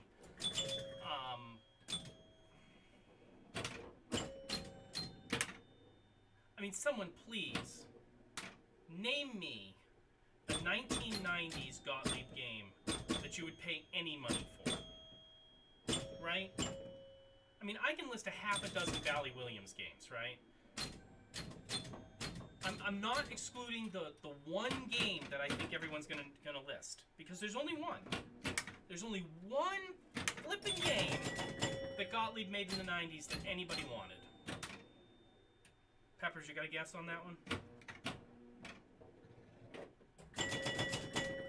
Come on, Peppers, you still hanging around? You gotta have a guess on this one.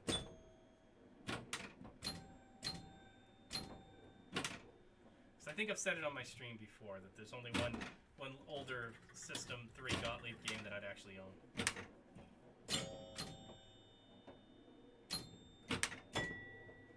Their golf was kind of fun. I don't remember what. Oh, you're No Good Gophers, right? Okay, I'll take that one. No Good Gophers was one of them. I thought Cactus Jacks was a dumb game, so I don't count that one. The one that I do count is, oh god, I just blanked on the name of it.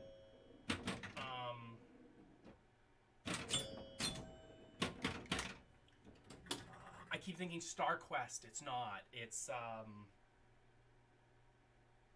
the hell is the name of that game, Peppers? It's got a triangle on it. Champions Pub, I didn't like that one either. It's got like a pyramid on it that pops up. It's got a great skill shot. It's a great game. I almost bought one.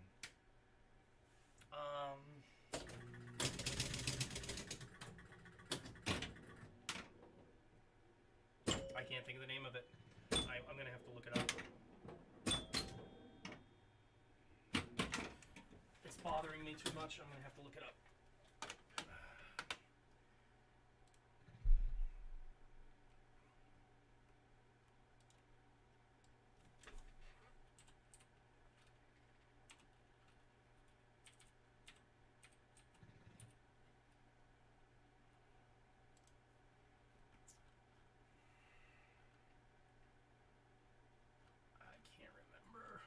I can't believe I can't think of the name of this machine. Stargate. That's what it was. I mean, towards the end, they just made such crap in the 90s, right? You had Mario and Andretti, Waterworld, Shack Attack. Shack Attack was an okay game, by the way. It was alright. You're right, World Champion Soccer. I'll give you that one. Teed Off was a good one, which was their comparison to No Good Gophers.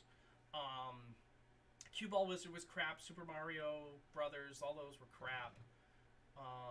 Amazon Hunt. Oh, Class. Yeah, I would have accepted Class of 1812 too. That's a lot of people's favorite. Class of 1812. I don't actually like it. Todd Tuckey thinks the world of that game. It's like his favorite game, favorite pin in the world. But I'm not a Class of 1812 fan.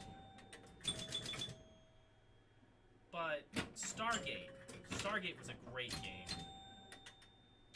And by that time, Gottlieb had actually figured out, by 95, they had figured out solid state electronics enough that, you know, it's worth the money.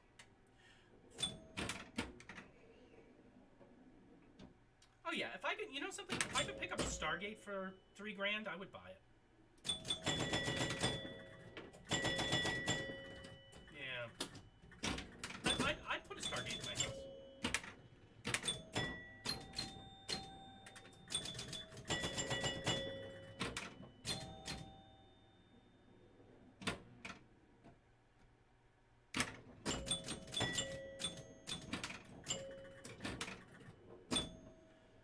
It's 3:41. I think we're coming to the end of the night. amazing how many viewers we still have watching, but not a lot chatting at the moment. And it is 20 minutes of 4 on the East Coast here where I live. Johnny Mnemonic wasn't a bad game, too. I guess my point is that for a company that owns the electromechanics market, was late to adopt the solid state. You know, they were the last ones doing EMs. You know, they were 2 complete years behind Stern, Valleys, and excuse me, Williams. So, I mean, 2 years. And what they put out in System 1, oh my god, it was complete crap. I mean, complete crap. I mean, I was talking about one of them earlier today, Charlie's Angels. They licensed Charlie's Angels, and they don't have a soundboard in it. The sound is just a beeper board. It was crap. It was junk. The playfield wasn't even good. But their stuff from the 80s, the System 80 stuff, from the beginning of System 80, was good. They had electronic problems. And the reason they had electronic problems is because they let idiots write their code and build their electronics. So the story as I've heard it goes like this. They designed System 1, and halfway through System 1, they fired the guy. Or the guy quit. I don't know which happened. And, Farrah Fawcett issues also. You know, so the guy who designed System 1 left, for whatever reason he left. And then they hired a couple interns who knew electronics, but didn't know much about pinball, to continue and redo their systems. And these were the kids who thought that a good idea was to split everything up into separate boards, which it was. But they had ground problems, because they cheaped out, and instead of mounting everything to a damn metal plate and having that be ground like everybody else in the industry did, they mounted it to a piece of wood and ran some wires between it. But they didn't run enough wires, and the edge connectors that they didn't hold the connector well enough. So, you know, so now you have a system that has bad grounds. You reference ground to burn off all voltage, and now you've got stuff peaking up to 40 volts, right? Electronics are getting fried. Bad move. So you come out with Revision A. Revision A, minor changes.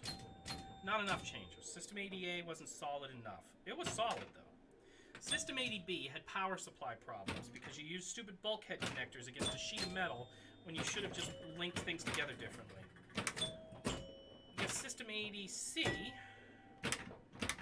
well, technically it wasn't. Technically 80C was never actually, that was actually System 3. By the time they got to System 3, they figured stuff out. But they were still 2 years behind. Everybody else was moving to DMDs, and they were still doing 2-line displays. And then they never caught up. I honestly believe that they would have eaten Bally Williams' lunch if, when they came out with System 80, if they had spent money to make, after System 80 failed and had all those problems, if they had spent some money for some good engineers to figure out how to patch that stuff back together better, they would have done great. I think the System 80B stuff and the System 3 stuff would have flourished. I think they would have eaten Bally and Williams' lunch. But they spent so much time dicking around with problems for games that they never should have had the problems in System 80 that they did. They had the right materials. I mean, if you look at the titles that came out with System 80, you had Batman, or was it Spider-Man? No, you had The Incredible Spider-Man. Not great games. I mean, not great games by any stretch of the imagination by today's standards. There wasn't an Addams Family or anything in there. But when you were competing against things like 8-Ball Deluxe, I mean, you easily could have could have given those games a run for their money. But their electronics weren't stable, and that was the death knell for the whole company. Their solid state stuff is stable as anything, though, and these games are really fun.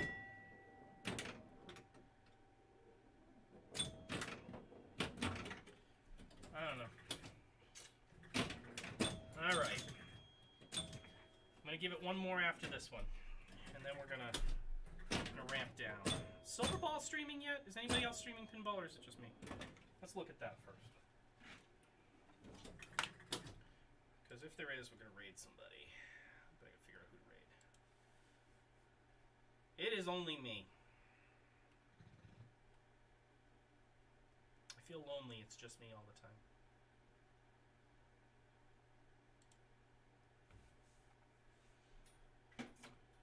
It's just me at 10 minutes of 4 in the morning with 10 pinball viewers and another 2 on Facebook. I'm guessing it's Facebook. It could be YouTube gaming. For those guys on YouTube gaming, you can chat too.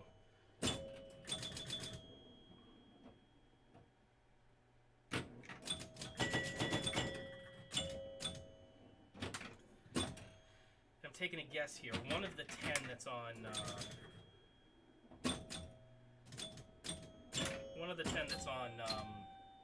with you guys is Twitch. It's gonna be Duck's moderator account, because she leaves her moderator account logged in when she goes to bed sometimes. So my guess is one of the 10 is that.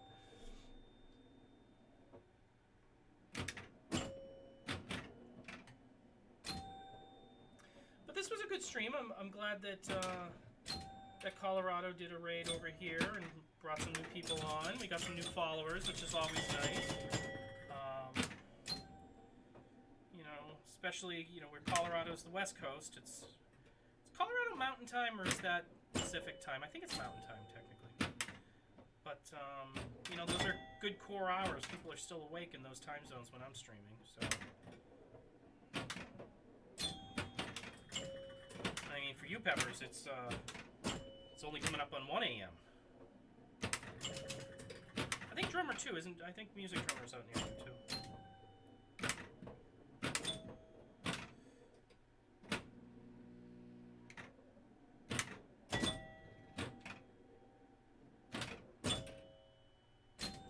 Colorado's Mountain Time. I always forget where the time zone changes, because I know Vegas is Pacific, and I never remember where the line actually is.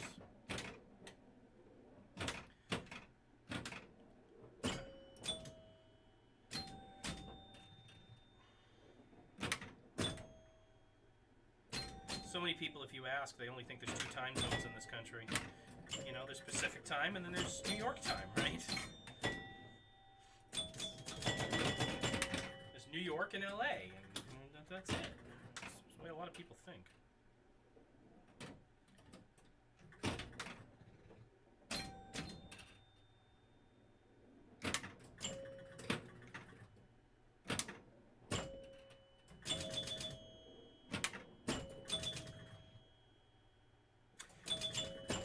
Oh, and Hawaii.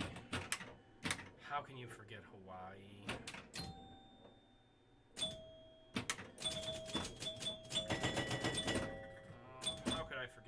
That's island time. Oh.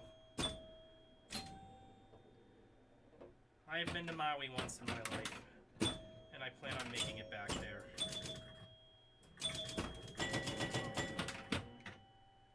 I had a surgery a couple of years ago, and I had to go under anesthesia, and the anesthesiologist, they got me all positioned and wrapped up, and, whatever positions they needed me in for the surgery, and they turned to me and said, well, now you're all set. Now all you have to do is think about your happy place and where you want to go.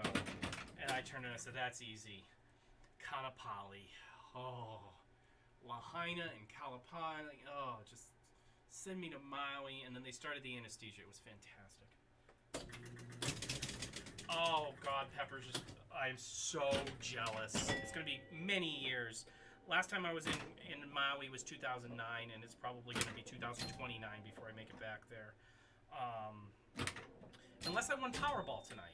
If I won Powerball tonight, don't worry, you'll all know.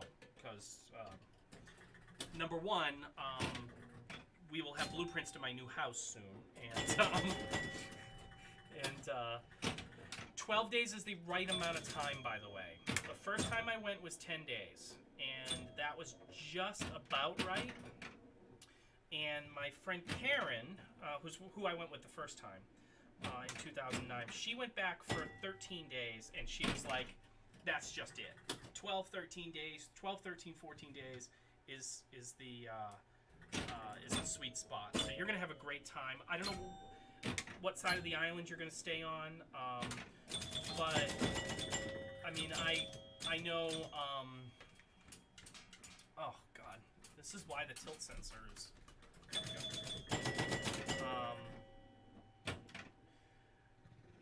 we stayed in Lahaina, and I'm sorry, not Lahaina. We stayed in Kanapali at kind of a what used to be a hotel that is now condos, and we rented it through Vacation Rental by Owner (VRBO), and so we had a couple bedrooms and a little kitchen. A little living room area, so it was a small, small 1-bedroom condo. We're talking about doing it in a few more years with some friends and getting like a 2-bedroom unit or something, and splitting the cost. Okay, that's where we stayed. We stayed at Kanapali Shores.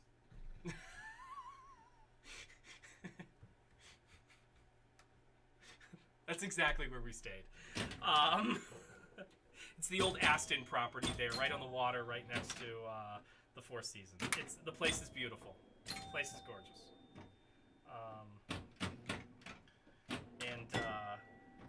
And so I'm gonna stop playing for a minute and sit down and talk, because I love talking Maui. And you guys can find me on Facebook as well. Jillian Hafner's my name. Haffner. I don't really hide my identity. There's no use, right?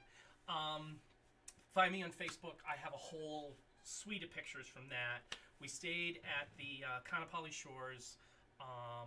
Rented a little 1-bedroom unit there. It had a little kitchen in it, big full bath. Kanapali Shores has 2 pools and a hot tub, and that was just great. It's on the ocean, and that place was just great. It's not that expensive, but I have to say, if you're bringing your kids for the first time, you definitely have to go to Lahaina on one of the days when they're doing. They have that little under the banyan tree, almost a little swap meet flea market thing there.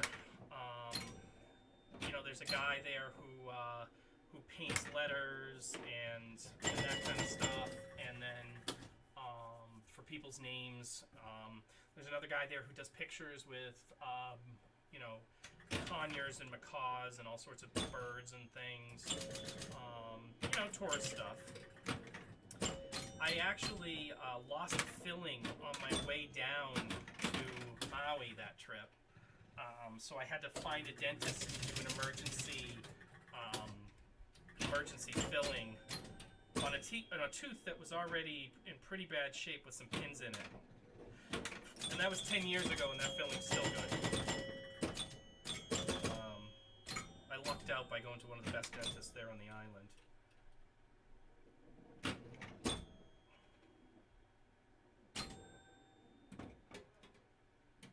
You might get a rebuke there also. Yeah.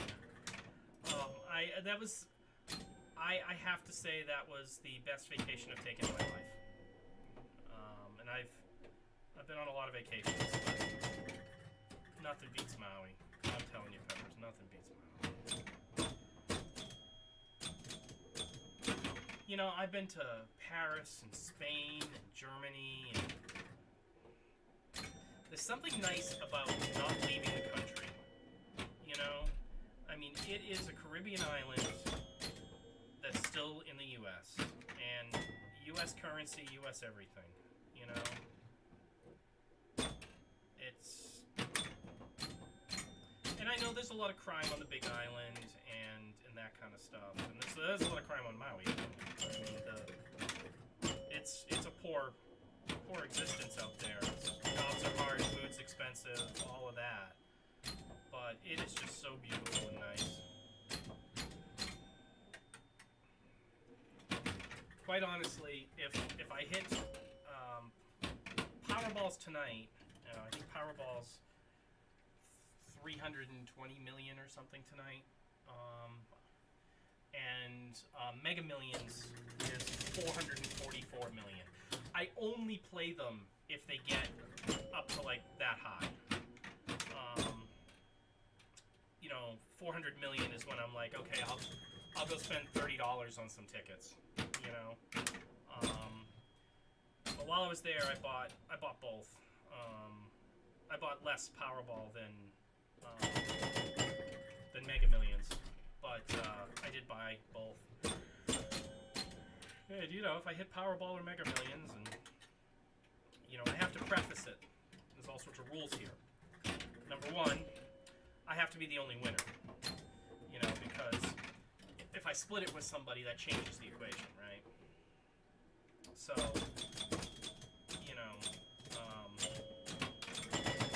but if I'm the sole winner of Powerball or Mega Millions this week, I'm buying a place on Maui. Awesome, Peppers. I'll hit that right after the stream. Yeah, you'll be able to see all my Maui pictures from back then. Definitely, yeah. Thank you, drummer. I could be a millionaire right now and not even know it, But you think, 400 million after taxes, after lump sum, is less than half. Because they cut it down for taking it as a lump sum, and then the U.S. government takes a bunch of money, of course, in taxes. Fortunately, I'm in New Hampshire, so I don't have to pay state tax. It's only federal. So you're really only getting hit with 38% there. So you figure 400 million. All right. You're down to a little under 200. I can live for the rest of my life and never have to work again with $200 million. Even the way I spent. So I'd buy a new house for myself. I'd pay off all my debt, of course. And I would buy a giant RV, because I want to travel the country in the back of an RV. I've always wanted to do that. I've always wanted to do Route 66 and all of the roadside attractions that, were popular back in the day. And do that. And then I would probably, I'd travel. I don't think much else would change. I mean, I'm pretty an impulsive person now. When I decide I want something, I get it. At least when I normally have a job, I do.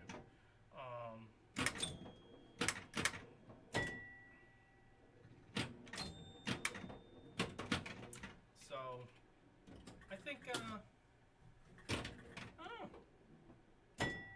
I know I'd definitely travel around the country in the RV and see people. I think that would be great. I know people all over this great country, and I never get to see them. I try to make time with friends, and it's always hard. Yeah, I would more than... Well, that's part of the house. So I've had a plan for a house for many, many years. I have, Okay, great. Thanks, Peppers. I think I would have figured it out, because I don't think any other people would be friending me at this hour. I've always had this kind of vision to buy a couple hundred acres and to build a metal structure in the middle of it. One of those big 60 by 120 sized, industrial metal buildings. Concrete slab with a basement underneath it from one end only, so that you could pull cars underneath it. And then all your mechanical systems would be there. And then that first level would just be this giant clubhouse where I could have a small movie theater, a commercial kitchen, a pinball arcade, all of those things that I've always tried to cram into the small, limited space I have. I collect a lot of antiques, so I actually have 2 barber's chair and a doctor's exam table and all sorts of antiques that match that, but I don't have a place really to set up a room that is an examining room or a barber shop or anything like that, because I don't have that kind of space. And so I would do all of that kind of stuff in that building where it's open, clear span space and I can just do whatever. And then I would build some small homes, basically 3-car garages with a big studio apartment above it, and I'd select people that I like to move onto the property and live there in those. And I would live in one, and have a golf cart to go back and forth between the main building, and kind of have my own condo community of my friends and family and things. And so I would definitely do that. But yes, a pinball arcade and game room with a pool table and all of that stuff would definitely be in the community center's purview. It's always been on the plans. And yeah, I would probably, depending where I put it, I would probably open that space up to leagues and to people to come and play, because I really like entertaining. I love having people around. So. But I have a lot of friends that have talked to about this, and they're like, that sounds like a great retirement. They're like, if you could do that, and you could have, communal living like that, kind of your own personal gated community, that I have so many friends that would sign on with that. Yeah, I mean, doesn't that just sound great? Just have people around and, yeah. Because, quite honestly, I don't have any kids. I'm not going to leave that much money to my cat or dog. I'm probably going to outlive my mother and my brother. I mean, there really is nobody else. So at the end of the day, the money's going to go to waste. It wouldn't. I mean, Megan has family, and, we would obviously take care of her family, she's got a nephew, Vincent, who's the only one in the next generation of her family, but I'd like to do something for other people, too, my friends. I think that'd be a nice thing to do, especially for the people that I'd want to be around,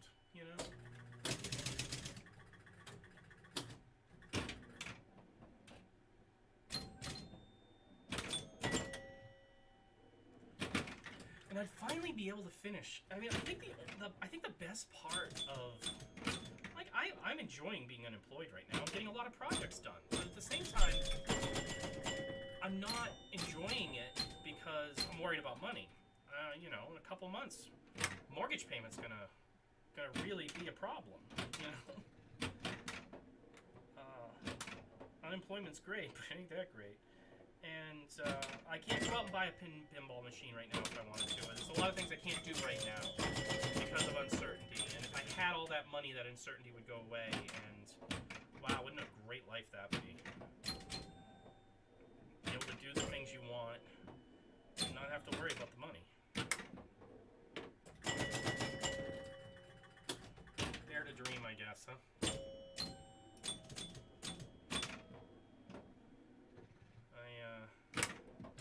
It's really interesting. I have a very different view on money right now because I basically took pretty much a lot of my life savings and invested in this restaurant. And restaurants take a while to pan out. And, ours is, we're doing okay. We're still losing money every month, though. And I just don't have the income like I used to fund that. And that's scary to me. Because I have employees that, really depend on us. That's always hard.